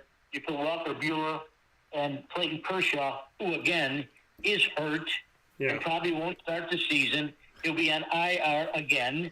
Yeah. Yet still, I don't understand it. You know that Clayton, you had a good year. Pollard quits Budden. Just go off into the sunset. You're wasting a lot of money. This Yamamoto looks like he's got some good stuff. I mean, he didn't look too good the other day. Outfielder Jason Haywood, he stays with the Dodgers on a 1-year deal. I'm not sure he's going to make the team. I probably think he is. He's got 15 homers, 40 RBIs. He was a super player with the Cubs and with Atlanta. He's in the twilight of his career, but on a 1-year deal, I think probably if he makes the team. Got outfielder Tio Hernandez, came from Mariners. This guy put some serious pop in the ball right here. 287 average, 26 homers, 93 RBIs. Can really, really play baseball. The Dodgers are really accumulating some talent, but damn, they're spending a lot of money. I mean, geez, these guys. I'm talking about these guys are not cheap. You know, Hernandez is probably going to. He's got a 1-year, $23 million deal. They may keep him for 1 year, and they probably won't sign him next year. They won't have any money left. Left-handed pitcher James Paxton, 7.5 ERA, the 4.50, 101 strikeouts. 1-year deal for $11 million, came from the Red Sox. I like Paxton. He's a nasty lefty. He can get some timely outs. He'll be a spot starters, probably maybe a long reliever. Good addition. Another good addition. Then we got Ryan Brazier from the Dodgers, who's going to stay with them. A 2-year, $13 million deal. He was 3-0, 3.02 ERA, 56 strikeouts. Didn't pitch a lot last year, but it looks like they're going to use him this year. Another pitcher, left-handed pitcher Matt Gage. 5 appearances, 2.75 ERA, 8 strikeouts. Didn't pitch a lot last year because he was hurt. Previous team was the Yankees. It was a trade, so I look for him to step in. And we got a position player, Noah Miller, from the Twins, Manuel Margot trade. He had 223, 8 home runs, 60 RBIs. Looks like they're going to platoon him in the infield and see what he can do. Then he's got utility infielder Kiki Hernandez. 1-year, $4 million deal. Don't know if he's going to make the team. I think he probably will. Get 237, 11 home runs, 61 RBIs. But at best, he'll be a spot starter, a spot player. He's just going to have to produce when he's playing. And that's the Dodgers right there. I mean, folks, that is a serious acquisitions there. I mean, if the rest of the league wants to lay down and say, Dodgers, take it off, they could. But and I'm waiting for Walker Buehler to come back from his injuries last year. And, of course, Kershaw, you hear me fuss about him all the time. So, well, it is what it is. I mean, we'll just have to let it – what the boomer says, that's why they play the game. So let them play the game.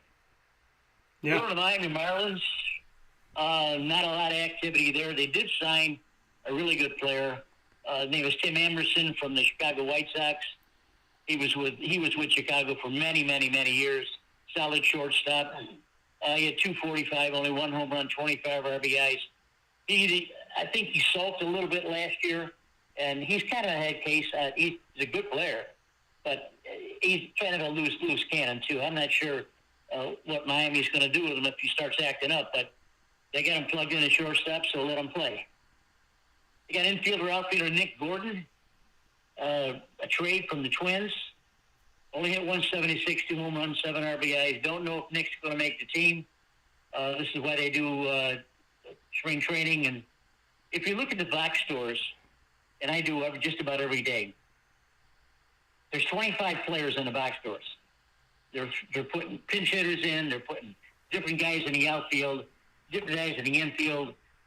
Starters starts 1 inning. A starting pitcher starts 2 innings, and then you get a litany of 7 other starters on top of that. Takes them 4 hours to play a game. That's why I don't watch them too much. I just read about them. We get my Brewers next. Left-handed pitcher Wade Miley stays with him for $8.5 million.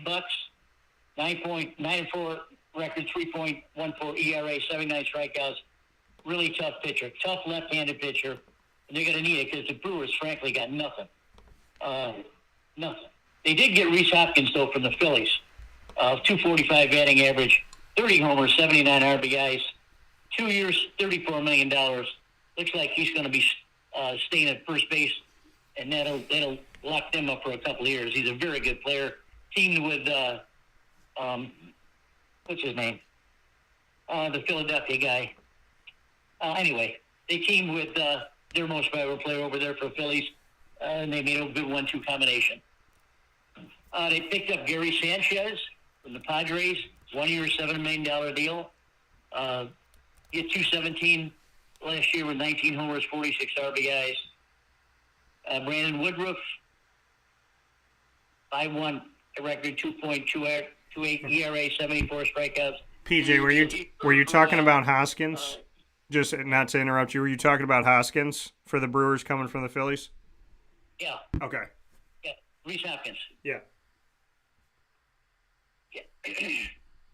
I just want to make that note. So go back to what you were saying. Played with Harper. That's what it was. Yeah. Those guys made a good 1-2 combination. Yeah. We go to the Twins. They picked up right-handed pitcher Josh DeMont. Don't know much about Josh. The 1-year deal. 5.40 ERA, 24 strikeouts. Don't know much about him. Don't know if he'll make the team, but at least he's got a 1-year deal. They got to pay him that at least. Left-handed pitcher Stephen Oker, 64 appearances, 4.45 ERA. Don't know much about Stephen at all. Came from the Marlins. Again, it's a trade deal. Don't know if he's going to make the team or not, but this is why you have spring training. You put all these guys through the deals. Outfielder Manuel Margot, we know he's a trade guy for Noah Miller. Hit 264, 4 homers, 38 RBIs. Played for the Dodgers and the Rays.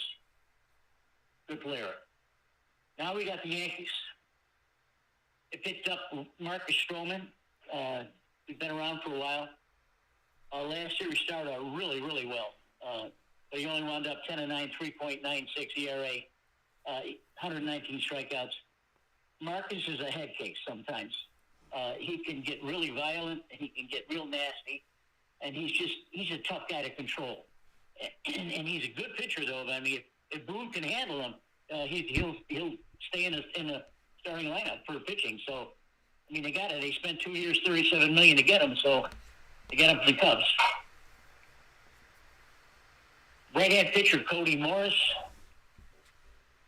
2-1 record, 3.23 ERA, 39 innings pitched.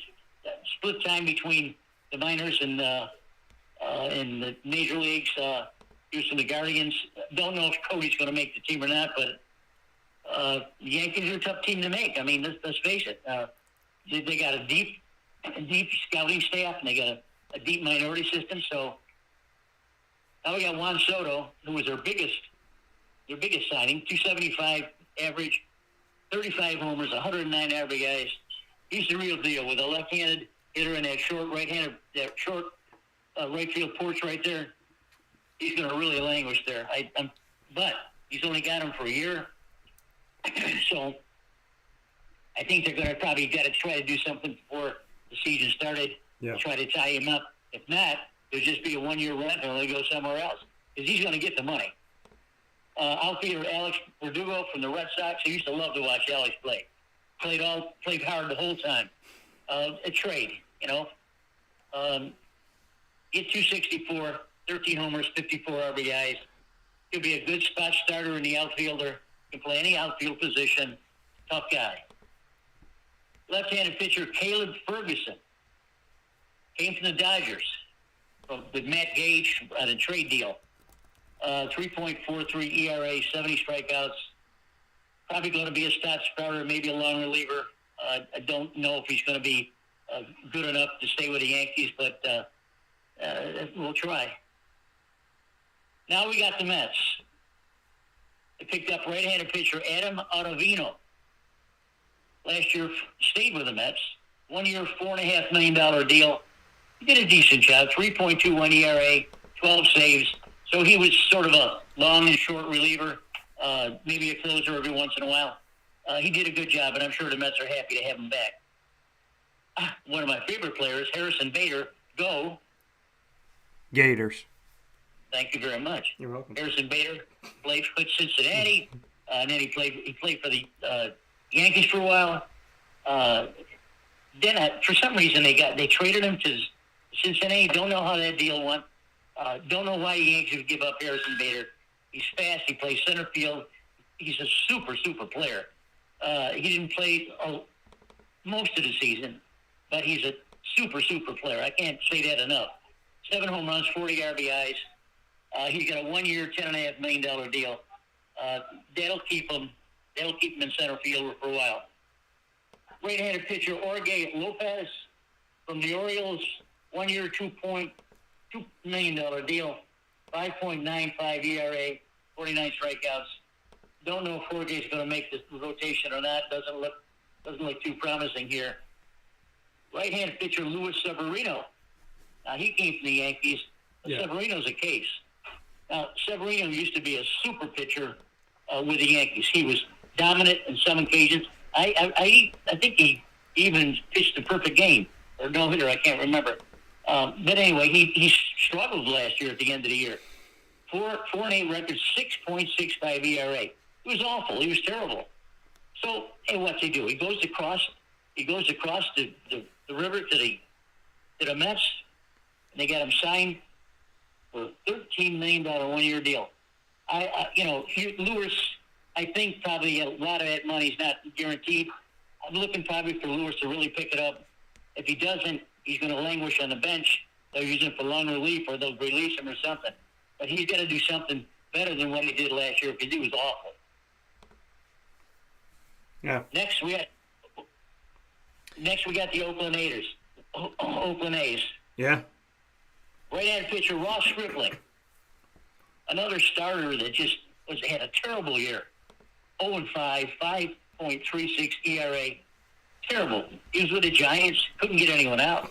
They traded Joe Cox for him. I don't know why they did. I don't know if he's going to make the team, but Oakland is nothing to brag about. They'll probably lose 100 games this year. Left-handed pitcher Alex Wood came from the Giants in a 1 year deal, 5.5 record, 4.33 ERA, again, a guy that's nondescript. Don't know if he'll make the team, but Oakland's probably going to put a lot of minor players to work. Now we got the Phillies. Right-handed pitcher Aaron Nola. 7 years, $172 million deal. This guy deserves it. He was 12-8, 12-9 last year, 4.46 ERA. Doesn't sound like a lot, but he's really, really tough. Over 200 strikeouts. He's 32 starts. That's what's good about Nola. He's got a rubber arm. He can keep going. He can keep going. Anytime you get look, most of the baseball guys out there know that if you can get 200 innings out of a pitcher, you're praying to heaven that you do.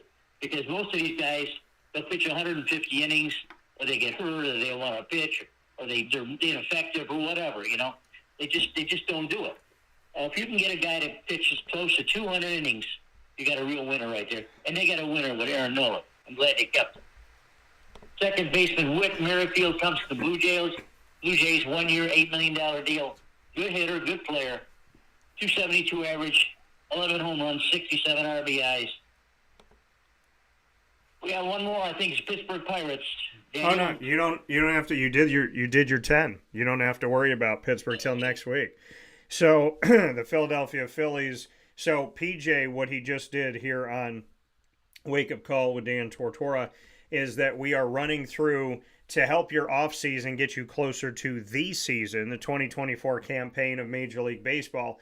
PJ and I are going through the baseball world, and Papa Joe is giving you an analysis of the offseason moves and different things that have happened and situations for each franchise. We did the first 10 in alphabetical order last week: the Arizona Diamondbacks, Atlanta Braves, Baltimore Orioles, Boston Red Sox, Chicago White Sox, Chicago Cubs, Cincinnati Reds, Cleveland Guardians, Colorado Rockies, and Detroit Tigers. On today's broadcast, you just heard PJ's analysis of the Houston Astros, Kansas City Royals, Los Angeles Angels, Los Angeles Dodgers, Miami Marlins, Milwaukee Brewers, Minnesota Twins, New York Mets, New York Yankees, and the Oakland Athletics. Next week, we'll finish up the analysis of the offseason by getting into the world of the Philadelphia Phillies, Pittsburgh Pirates, San Diego Padres, San Francisco Giants, Seattle Mariners, St. Louis Cardinals, Tampa Bay Rays, Texas Rangers, Toronto Blue Jays, and the Washington Nationals. And each of these broadcasts is going to be carried on all of our channels. And I want to let you all know this. It is very easy to connect with Wake Up Call with Dan Tortora, and it's free.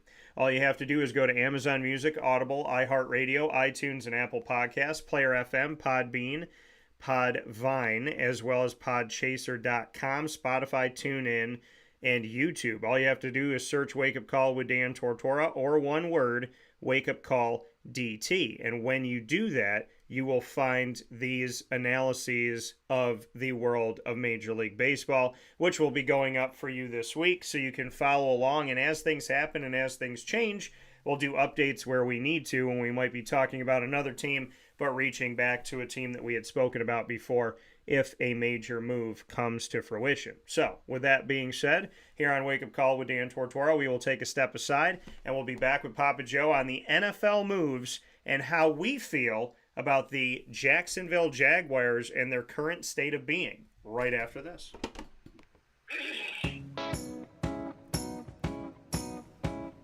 In these unique times, there are those in our community that give us a sense of normalcy and positivity. Pizza Man on 50 Oswego Street in Baldwinsville has been here for you for over 35 years and is here now.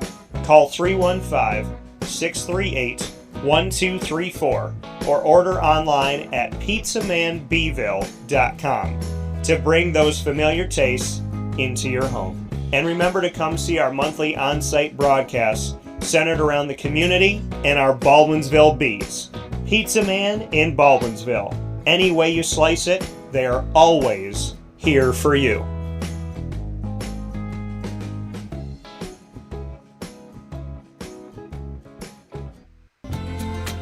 Looking for your next ride?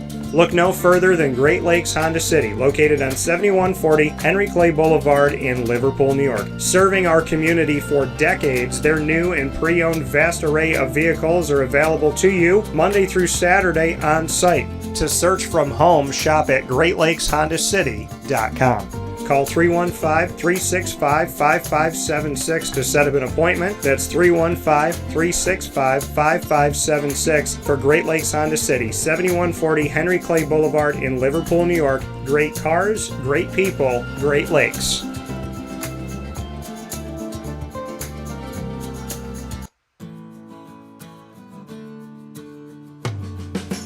Our corporate purpose at Chick-fil-A is to glorify God by being faithful stewards of all that's entrusted to us and to positively influence all those who come in contact with Chick-fil-A. And what became increasingly clear from our success in Cicero is that people love Chick-fil-A. And also I think we recognized that, we had a great opportunity to grow the brand and grow our platform. I felt incredibly grateful when I was selected to be a Chick-fil-A operator.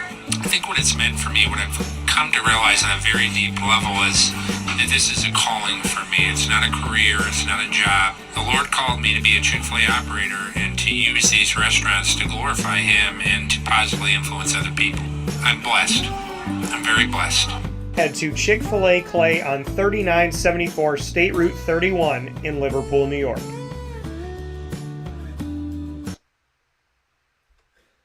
Welcome back here to Wake Up Call with Dan Tortora, where sports truly meets that thing called life. We appreciate you being here every Monday through Friday from 9 a.m. to 11 a.m. Eastern Time. And, of course, we have Papa Joe here with us on Thursdays, and we are talking baseball. We're going to jump into the NFL in just a moment, but PJ's got a couple more notes that he would like to make in the baseball world. And so, PJ, I'll hand it back to you in our baseball analysis. What do you got for us? Okay, well, with spring training, there's a lot of able-bodied players out there that can play the game, and some of them aren't so able-bodied for some reason. I don't know what they do during the off season, but they must not stay in shape. Some of the free agents that have already signed for big money are already hurt. There are a lot of players, but I'm only going through the pitchers because that's the point I want to make. Justin Verlander, you know me, I talked about him all the time. But he's another guy. He's going to be a Hall of Famer, of course. Already he can't start the season because he's going another list. He's going to be on the list again. I don't know if he can build up to anything. I mean, he's going to, his right shoulder still isn't coming around. They're paying him multi-million dollars. I don't know. I don't know. I don't look for him to be there. Lucas Giolito, who the Red Sox got, paid him buku money. He told me last year, say it. Yeah. He's got a UCL train. What he's going to need is Tommy John surgery. Let me put it that way. He's going to be out the whole year, and he hasn't even started yet. He's done. I think he's done. I'm saying he's done. I don't know, maybe they don't think he's done. Sonny Gray's another one that they paid good money for. I think it was $75 million for 3 years, something like that. He's got a strain in his shoulder, in the throwing shoulder. These guys got to take care of themselves over in the off season. I don't think they do anything. This guy, Sonny Gray, is nasty. He got a right wrist problem, and then I don't know if he's going to start or not. You got Kevin Gausman and Alex Manoah from the Blue Jays. Both of these guys are starters. Both of them are hurts. There's structural concerns for this guy. Are they going to do an MRI on this guy? He didn't face live pitching. It's a soap opera with these guys. Yeah. Manoah is dealing with soreness in his throwing shoulder. Alex, take care of yourself in the off season. That way, when you get here and you start throwing some pitches in the spring training, you'll be okay. That's not what these guys do. They want to sit on their money and they don't want to earn it. Well, when you're a starting pitcher in baseball, if you're a good starting pitcher in baseball, you're going to earn over $25 million a year, period. Now, there's two players out there that are represented by Scott Boras. And if you're familiar with baseball, you know that he's a pain-in-the-ass agent. He gets every dime that he can get for his guys, and he just holds the clubs up. He's got two of them. One of them is Blake Snell, who's a Cy Young Award winner. He's a lefty. And look at Danny, you brought up a good point. Some of these guys are hurt already, and they're going to be talking on the phone with Blake, and all of a sudden they'll call back and say, "Well, do you think that's enough money now since such and such got hurt? You want this guy?" Yeah. Well, Jordan Montgomery's another guy. Both of these guys are going to command huge numbers now, even more so because of the injuries. Blake Snell, I look forward. Look at Blake Snell is going to be a $200 million deal, no doubt about it. And some of the teams lined up for him are the ones that the ones with big bucks. Not the Dodgers, certainly they're pretty well set, but the rest of the teams that are struggling, they're already got to start us out. They haven't even played a game yet. You know what I mean. That's it. Pitching is a violent motion. It's not natural. It's not normal. I mean, it's just not. When you learn pitching as a young kid, I know when I was doing it with my kids, just that I never used to let them throw a curveball at all until they were grown up, maybe 14, 15 years old. These kids these days, and they're 11, 10, 11, 12 years old, they want to try to throw a curveball, and it's too much pressure on your elbow and your ligaments and tendon in there. And before you know it, they're 16 years old, they got to have Tommy John surgery, and they're in high school. Now, what sense does that make? Well, it's a violent motion, and it's not normal, and people got to understand that. When you look at these guys throw in slow motion, you'll see the strain that they put on their arm, especially their elbow area where the ligaments and tendons are. So, you throw a two-seam fastball, four-seam fastball, curveball, sliders, change-ups. Your hand is moving all sorts around the ball, trying to find it. One thing is constant. You got to have coming through with your arm and your elbow and everything straight to the plate. And if that ulnar agent down there by your elbow is not attached, you're not going to make the throw. Yeah. So, I mean, they got to take care of them. Pardon me.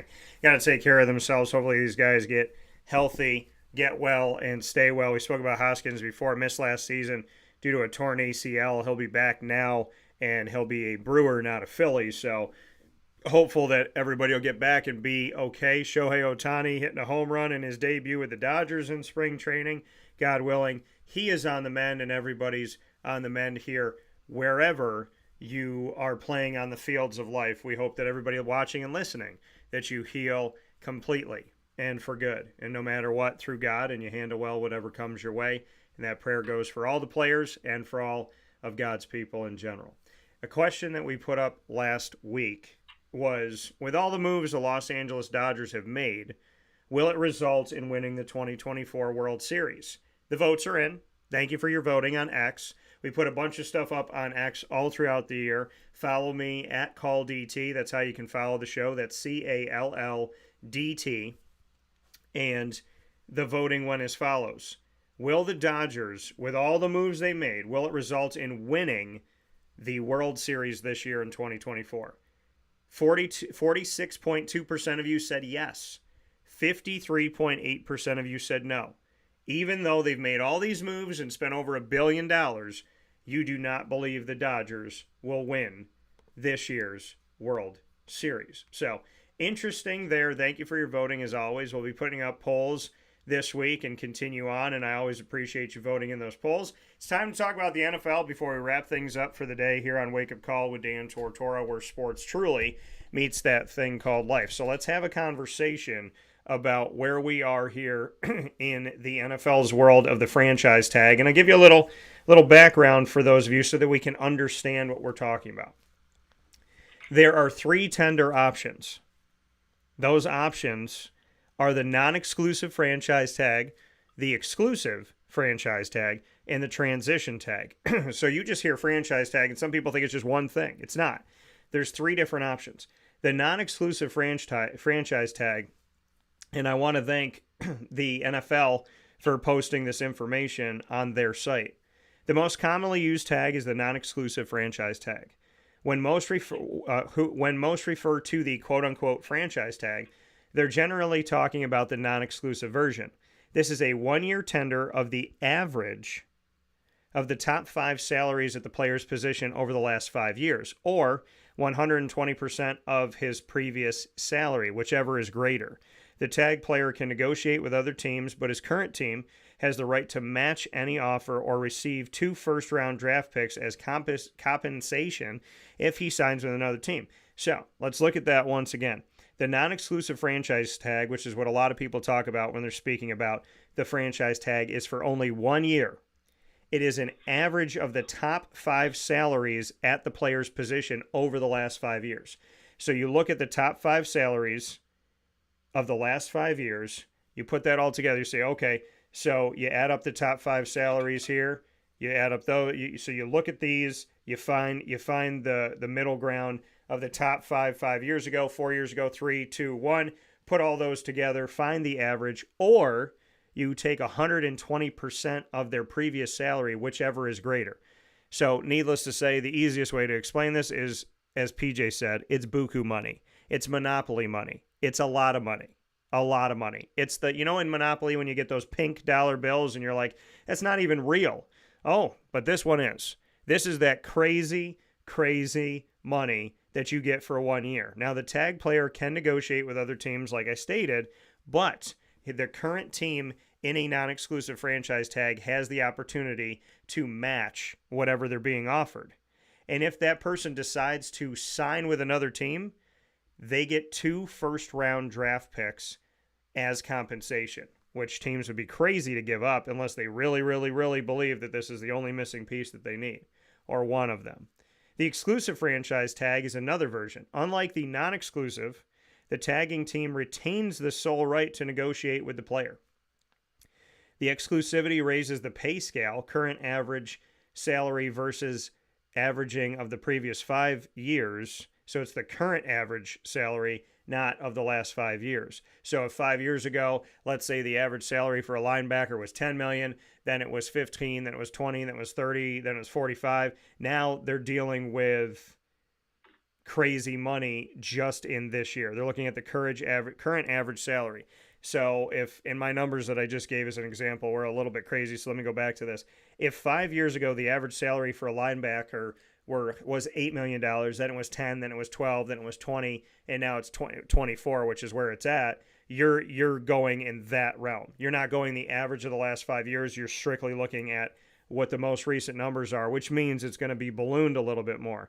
This is a 1-year tender offer, the exclusive franchise tag is, of the average of the top 5 salaries at the player's position for the current year, or, once again, 120% of their previous salary, whichever is greater. Few receive the exclusive tag. Generally, players for whom other teams would gladly give up 2 first-round picks receive this version of the tag, so like quarterbacks. So, like I said, would you give up 2 first-round picks? Well, the exclusive franchise tag, which is rarely used, is there to protect because it allows you to give a 1-year tender to a player, and only you can negotiate with that player. Nobody else can. No other team can. The transition tag is the other version. It's also a 1-year tender. It's offered for the average of the top 10 salaries at the position, not the top 5, as opposed to that top 5 for the franchise tag. It guarantees the original club the right of first refusal to match any offer the player might receive from another club. The tagging team is awarded no compensation if that player chooses if they choose not to match the deal. So in the transition tag, I'm giving you a 1-year tender of the top 10 average at your position salary instead of the top 5. So now I have more of a window here. I have the top 10 linebacker salaries. I get to take the average of the top 10, not the top 5. So now the number is going to be a little bit lower, and I have the right of first refusal. If somebody offers you, I have the right of first refusal to match that. However, if I decide not to match it, I get nothing. So unlike the franchise tag, I don't get draft picks. If I refuse to match an offer, somebody gives you some huge offer that I don't want to give you. They want to give you $17 million. I want to give you 10. Well, now if you leave, I'm not getting anything for you. So the franchise tag, the non-exclusive franchise tag, is the one that we hear the most about, and I wanted to give you that background information before I told you who's been tagged.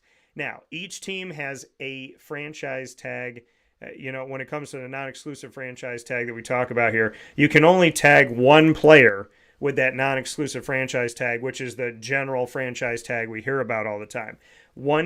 Each team has one player each year that they could do this, so 32 players a season. L'Jarius Sneed, who I think I just got his rookie card. Did I get his auto? No, I got his rookie card. L'Jarius Sneed, cornerback for the Kansas City Chiefs, he has been franchise tagged. Brian Burns, the edge rusher for the Carolina Panthers, has been franchise tagged. Antoine Winfield Jr., safety for the Tampa Bay Bucks, has also been franchise tagged after they retained Mike Evans on an extension. Justin Matabuke of the defensive tackle of the Baltimore Ravens has been tagged. And then Josh Allen, edge rusher of the Jacksonville Jaguars, was franchise tagged. Jalen Johnson, cornerback for the Bears, was franchise tagged, as well as Kyle Duggar, safety of the New England Patriots, and Michael Pittman Jr., wide receiver of the Indianapolis Colts, coming off of his rookie deal. And he would have been a top opportunity for another team to get a young wide receiver that I don't think we've seen his highest capability yet. We might not be anywhere close to seeing that. So that's a guy that got retained by the Colts who want to hold on to him. Now, the franchise tag figures, this is going to make you a little bit sick, so I hope you're sitting down for this.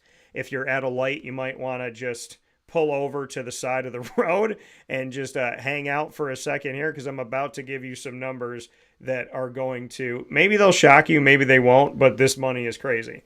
This year, the non-exclusive franchise tag, so that average of the top 5 position players at the position you're looking at. So if we're looking at Josh Allen, they look at the top 5, edge rushers. They look at their salaries, top 5 over the last 5 years. Well, the non-exclusive franchise tag for quarterback, if you franchise tag a quarterback for 1 year, this upcoming season, 2024-25, they will make $38.3 million. Running backs non-exclusive franchise tag for 2024-25, just shy of $12 million. Wide receiver, almost $22 million. Tight end, $12.69 million. Offensive lineman, almost $21 million to franchise tag them non-exclusively. Defensive tackle, over $22 million. Defensive end, $21.3 million. What the Jaguars are dealing with at linebacker, $24 million to keep Josh Allen on a franchise tag non-exclusive. Corners, almost $20 million. Safety, $17 million. Kickers and punters, almost $6 million. The transition tags are a little bit lower at each position, but this puts you, like I said before, if you have a transition tag you put on a player and you decide to not match it, you get nothing in that case. So that player in the transition tag, they get to leave and you get no compensation.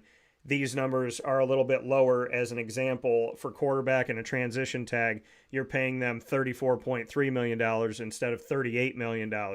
But PJ, that's the background of it. We have seen a bunch of teams make the decision to franchise tag, but there's the opportunity here. It's a small number to 32 franchises. I believe there's only 9 at this, 8 or 9 that have franchised. Oh, pardon me, T. Higgins was franchised by the Cincinnati Bengals. So there's 9 teams that have used their franchise tag. There's 32 NFL franchises. I've given you the background. I've given you the numbers. They're absolutely insane. And linebacker is the second most expensive to place a franchise tag on. The Jaguars came into the offseason with just shy of $30 million to spend. And if they do not sign a long-year extension with Josh Allen, if they don't sign any type of extension with Josh Allen, then of their $29.9 million to use in the offseason, 24 of that 29 will go to one player. Your thoughts? They better make a deal. They better make a deal. It's filthy money. I mean, I've always, I can't say I've complained. I've always brought to everyone's attention about what the cable contracts for these big cities are for TV. And these teams have got to be making a buku bunch of money to afford these kind of things. And then the franchises themselves are worth several $1 billion. I mean, Well, I guess you got to pay $10 for a hot dog now, Daniel. I'm not sure. But anyway, we get back to Josh Allen. He deserves what he's getting. I mean, he had over 17 sacks last year. I mean, that's the best of his career. He's a super player. Doesn't take a down off. He got a high motor. I was hoping that maybe they could sign him to a contract, which they still can do, and maybe do something with Ridley. I'm afraid we're going to lose Ridley if they don't do something quickly here too. If they can sign Josh Allen to a contract, then they can use some of that money on Ridley. I've been critical of Ridley in the past because I just don't think he's the best route runner. He's got blazing speed, and you hear me bitch all the time about the offensive quarter. Stretch the field, throw the ball down there, let the guy run under it. Just do it a couple of times. Do it 2-3 times a game, and you'll see the defensive backfield is going to change because this guy's a home run hitter. So I mean, what do? You get away your franchise player at linebacker against maybe a future player like Ridley, who is going to command a lot of money. Frankly, I mean, I think he's running. He's doing his life is on the straight and narrow now, so he's going to be okay. I'd like to see the Jaguars keep him, but you throw this money around and something's going to happen. I think they need to sign Josh Allen. Was it before March 31st, I think, or something like that? And then they can get busy on Calvin Ridley.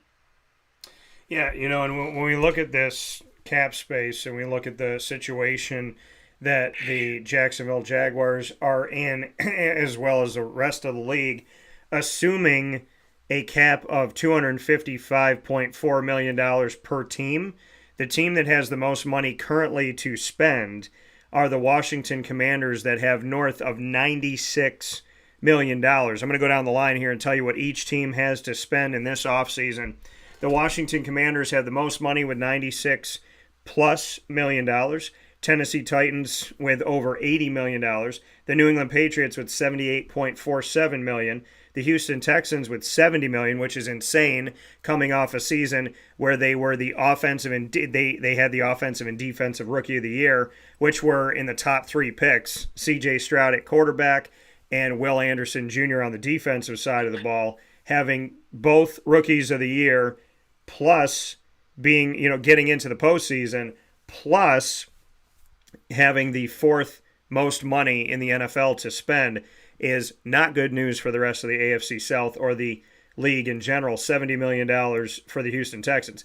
Having the 5th most money to spend in the offseason, $57.5 million, the Chicago Bears. The Detroit Lions, who made a run trying to get to the Super Bowl, they have the 6th most amount of money in the league, which is huge for them as well, thinking of everything they've done.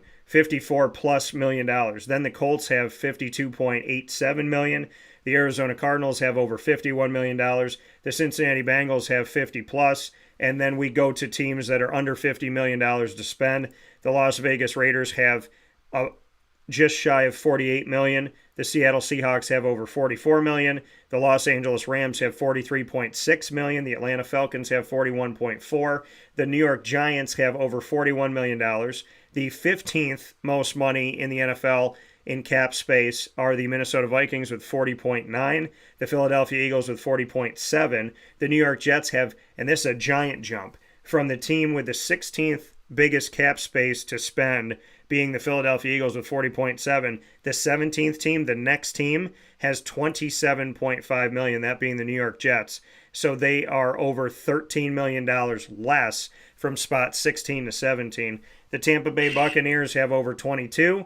The Jaguars currently now, they had 29, they now have 20.9 with the 19th most cap space for 2024-25. The Panthers, who are in horrible shape, who did not have a good trade to get Bryce Young, now adding insult to injury. I talk about, look at the Texans, all the money they have, and look at what they've already done. Look at the Detroit Lions and the money they have and what they've already done. Well, on the flip side of that, the Carolina Panthers have only been making bad decisions. The Carolina Panthers have the 20th out of 32 most money to spend with a horrible season, the worst team in the NFL, and not getting the number one pick because they were the worst team in the NFL. They made a trade for Bryce Young to give that pick to the Chicago Bears, who have the first pick and the 9th pick, and they have more money to spend. The Carolina Panthers only have $13 million available in this offseason. Then the Packers have $12.7. Then everybody else is under $10 million, and there's a bunch of teams that are in the negative. So the Kansas City Chiefs have $9.6 million to spend. The Pitts are coming off a Super Bowl win. The Steelers have $9.56. The Cleveland Browns have only $2.4 million to spend.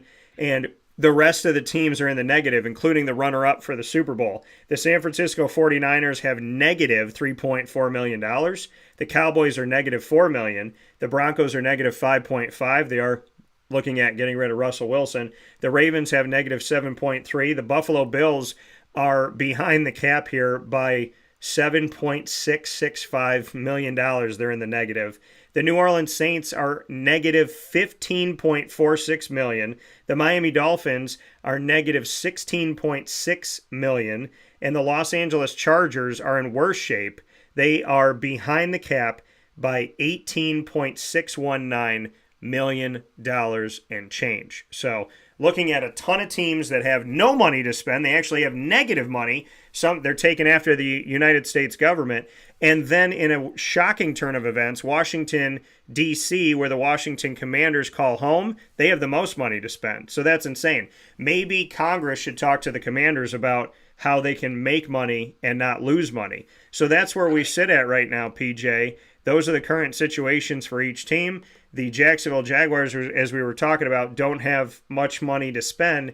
And if they are going to franchise tag and not have an extension signed with Josh Allen, they are in a position where they're only going to have a few $1 million to try and get anybody else, which could end up in losing Calvin Ridley. They, looking at them waiving Rayshon Jenkins, who's had a lot of success over the last couple seasons at safety for them. Tyler Shatley, who's been one of the consistent guys on the offensive line. They could be losing him too. They could lose Jamal Agnew, who's not expensive, but he's been their lead kick returner. So Jacksonville is in a position right now where they're going to have to make some new moves. They're going to have to figure this out. I don't know why they have not found a long-term deal with Josh Allen yet, but edge rusher Josh Allen needs to be signed. This thing needs to be done, or else the Jacksonville Jaguars are going to be in a situation where they're going to go into the draft and try to make a lot of moves in the draft, but they're going to lose out on Darius Williams. They talked about releasing him. Fatou Kassi as well on the defensive line. Rayshon Jenkins, as I mentioned, which leaves them in a situation of what are they going to do with Kayvon Chason, Calvin Ridley, Trey Herndon, Tyler Shatley, their starting kicker, Brandon McManus. I mean, there's not a ton of guys here that they have to be really concerned about. I believe Matt Barkley's already on another team. So when you look at the list of free agents that they have, really it's about, in my opinion, covering this team. It's about looking at what are you going to do with Brandon McManus, Tyler Shatley, Calvin Ridley, Jamal Agnew, and Josh Allen. And Rayshon Jenkins I'd throw in there too. But if they're already willing to part ways with Fatou Kassi, Darius Williams, and Rayshon Jenkins, then I would ask them to take a good hard look at Ridley and, of course, looking at locking up Josh Allen as they move forward here, or else they're going to be very depleted in the bank account as they step forward. Oh, it's an awful situation, awful. Maybe the powers that be at Jacksonville they don't think Ridley is good as we think he is. I mean, maybe they don't think that they can flash him down the field and spread the field. Maybe they don't think he's that kind of player. I think he is. I mean, I watched him in college. I mean, the guy could fly. I mean, but I don't know. I think that, they getting rid of Darius Williams and Rayshon Jenkins and your other guy there, Batakusi or what his name is, that's going to, you got to replace those players. I mean, You're not going to be able to sign them. I don't think so, not unless you sign Josh Allen to a contract. Then you get that money, that play money again. You can plug some of these guys in. So, I think it's a tough situation. a terrible situation to be in. I don't know if Josh Allen has Scott Boras as his agent, but whoever he is, he got to be playing tough. Yeah. Yeah, so, I mean, we'll see. And remember, folks, they're going to have to figure out a long-term deal for Trevor Lawrence. So this Josh Allen thing needs to get figured out so that they can also work on Trevor Lawrence in Jacksonville as they step forward. And they're missing some stuff. Obviously, they need a few more pieces here in order to get back to the playoffs and have success in the playoffs. So the Jaguars are going to have to get creative. And we'll be watching very closely, as always, to see what they will do next, and we'll be reporting it here on Wake Up Call on the Prowl in my coverage of the Jacksonville Jaguars of many years. PJ, as always, I appreciate all the work that you put in, and someday we are going to have to, when you're done with a notebook and then you move on to the next notebook, we're going to have to put that notebook that's all finished and the pages are written in, we're going to have to either put it in a museum, a Smithsonian, or we're going to have to look at maybe selling it on eBay. Papa Joe, as always, thank you for your time. All right. I'll talk to you later. All right, take care, PJ. That coming from Papa Joe. We're going to take one more quick step aside here on Wake Up Call with Dan Tortora, where sports meets life. We'll wrap up the show for today right after this. Hi, this is Amy from Mother's Cupboard, home of the whole frittata. We are open daily 6 a.m. to 1:30 p.m. For takeout orders, call 315-432-0942 and tune in to Wake Up Call with Dan Tortora for our monthly food challenge and try our Wake Up Call signature menu item available 7 days a week. Here at Mother's Cupboard, we are Central New York, and it's our honor to serve you. Ma and Pa's Kettle Corn and Popcorn Factory remind us that every day is worth celebrating at 201 7th North Street in Liverpool, New York. Open Monday through Saturday in-store and always online at maandpaspopcorn.com. Serving our Central New York community and beyond, order anywhere, anytime at maandpaspopcorn.com. Stop in to get a tin at Ma and Pa's on 201 7th North Street in Liverpool, New York to get your half-price refills for the rest of your life.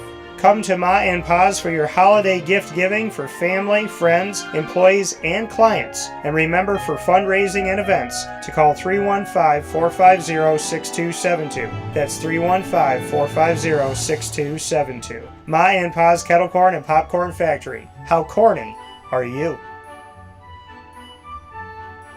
This is Jimmer Sikowski, owner-operator of Chick-fil-A Cicero, 7916 Brewerton Road in Cicero, right in front of the Home Depot.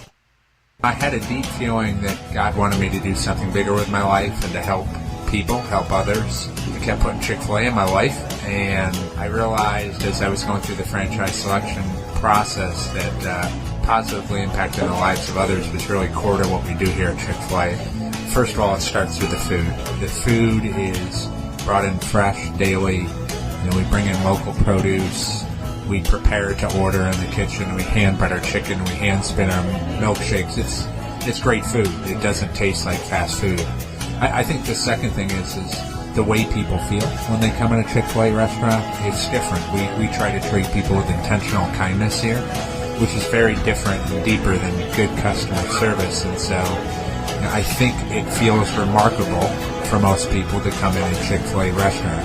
And then lastly, the impact that we try to have in the community is very different.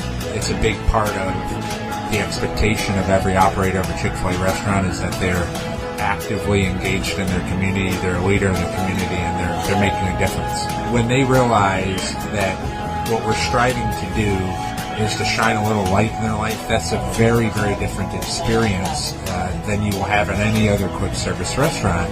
And it's that remarkable experience that I think people will emotionally connect with. Welcome back here to Wake Up Call with Dan Tortora. Appreciate you being here every Monday through Friday from 9 a.m. to 11 a.m. Eastern Time with us on YouTube.com and Facebook.com, both /WakeUpCallDT and on WakeUpCallDT.podbean.com. Once the shows go live, they hop into the archives. You'll find us on Amazon Music, Audible, iHeartRadio, iTunes, and Apple Podcasts, Player FM, Podbean, Podchaser.com, Podvine, Spotify, TuneIn, and YouTube.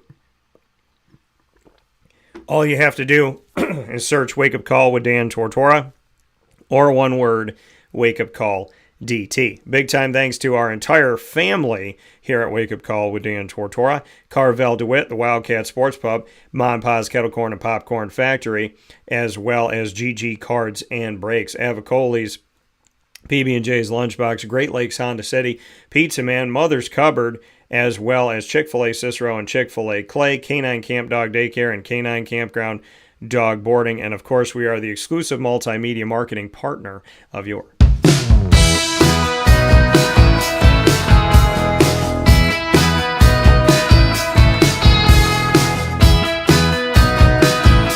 LeMoyne College Dolphins. It's Fins Up every single month on Wake Up Call with Dan Tortora. We appreciate you so very much for connecting with the Dolphins in our exclusive multimedia marketing partnership. Wednesdays at 9 a.m. Eastern Time is Dolphin Time, where you get to connect with your Dolphins first and third Wednesday with AD and DT, featuring Athletics Director Bob Beretta and myself, Dan Tortora. Every second and fourth Wednesday, jumping into the Dolphin Dive, diving into the stories of student athletes, coaches, administration, future Dolphins, and alumni, including those in space. God bless. And so you'll find all of this on youtube.com /WakeUpCallDT. Click subscribe and the notification bell.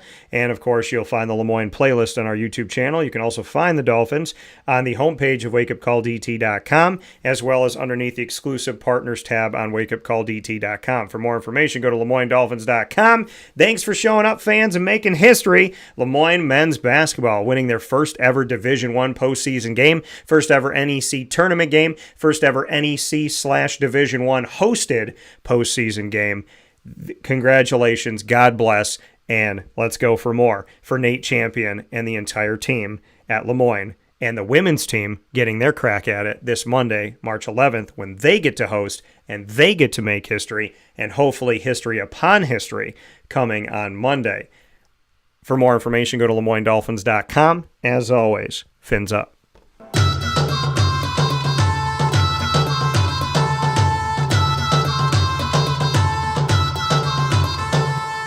The Bryan and Stratton College Bobcats of Syracuse bring you the Bobcat Buzz. In our exclusive multimedia marketing partnership, you will find the Bobcats in men's and women's basketball, baseball, men's and women's soccer, and esports, all joining us here in a spotlight you won't find anywhere else for the awesome gem that we have right on James Street in Syracuse, New York. I was with them at the beginning of this week, sharing with you all of our videos from the selection show. Now I get to send them off at the end of this week. So there will be more Bobcat Buzz exclusives to come. And in the midst of all of this, in the middle of all of it, we had our awesome conversation with Sean Peake, the head baseball coach for Bryan and Stratton College of Syracuse in their second year of existence with their baseball program. Find all of the content by going to youtube.com /WakeUpCallDT. Click subscribe and the notification bell. Find the BSC Syracuse playlist on our YouTube channel. And you can also find the Bobcats on WakeUpCallDT.com's homepage and underneath the exclusive partners tab on WakeUpCallDT.com. For more information, go to Syracuse.bscbobcats.com. And as always, go Bobcat Nation.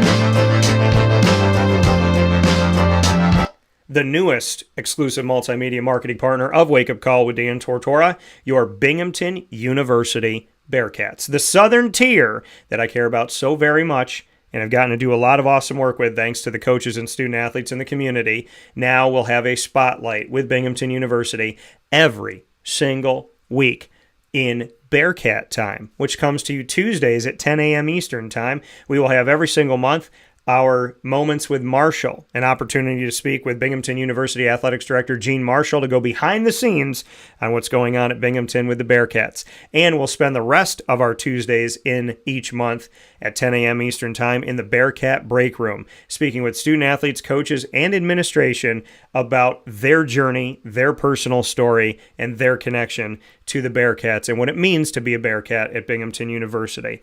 I love that we got to jump off this week with our first official Bearcat time, and we underpromised, over-delivered, giving you the inaugural Moments with Marshall and 2 editions of the Bearcat Break Room featuring women's basketball head coach Beth Ann Shapiro-Ord of the Bearcats and men's basketball head coach Lavelle Sanders of the Bearcats. You can find all of our Binghamton University content by going to youtube.com/wakeupcalldt. Click subscribe and the notification bell. Find the Binghamton playlist on our YouTube channel. You can also find the Bearcats on wakeupcalldt.com on the homepage, as well as underneath the exclusive Partners tab on wakeupcalldt.com. For more information, go to bubearcats.com, and they start their postseason in the America East this Friday, March 8th, and Saturday, March 9th.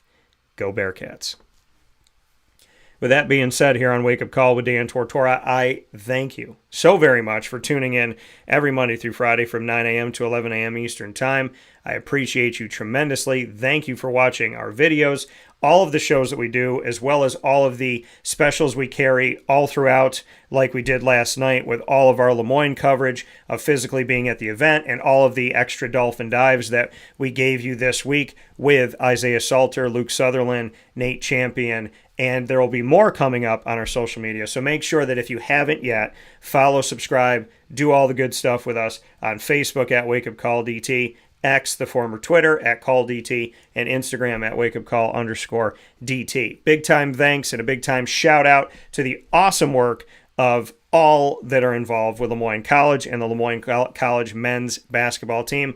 Big time shout out for their Division I historic win over last year's NCAA tournament darling, Fairleigh Dickinson, a.k.a. FDU, beating them by 21 points in their Division I postseason NEC tournament debut. Congratulations to Nate Champion and everyone with the Dolphins. And a big-time shout-out to Ross Turetsky as he started his own history coaching in his first games in a doubleheader this past weekend with Luzerne County Community College and the Trailblazers. Big-time shout-out to one of my brothers and one of the greatest people that God has blessed me with in my life. So proud of you, buddy. Keep going, and your story has only just begun. And to the incomparable Papa Joe, who brought us through the next 10 teams in Major League Baseball to get us through this offseason and bridge the gap from last season to this season by giving us a ton of information and priming us for 2024, as well as talking about the franchise tags and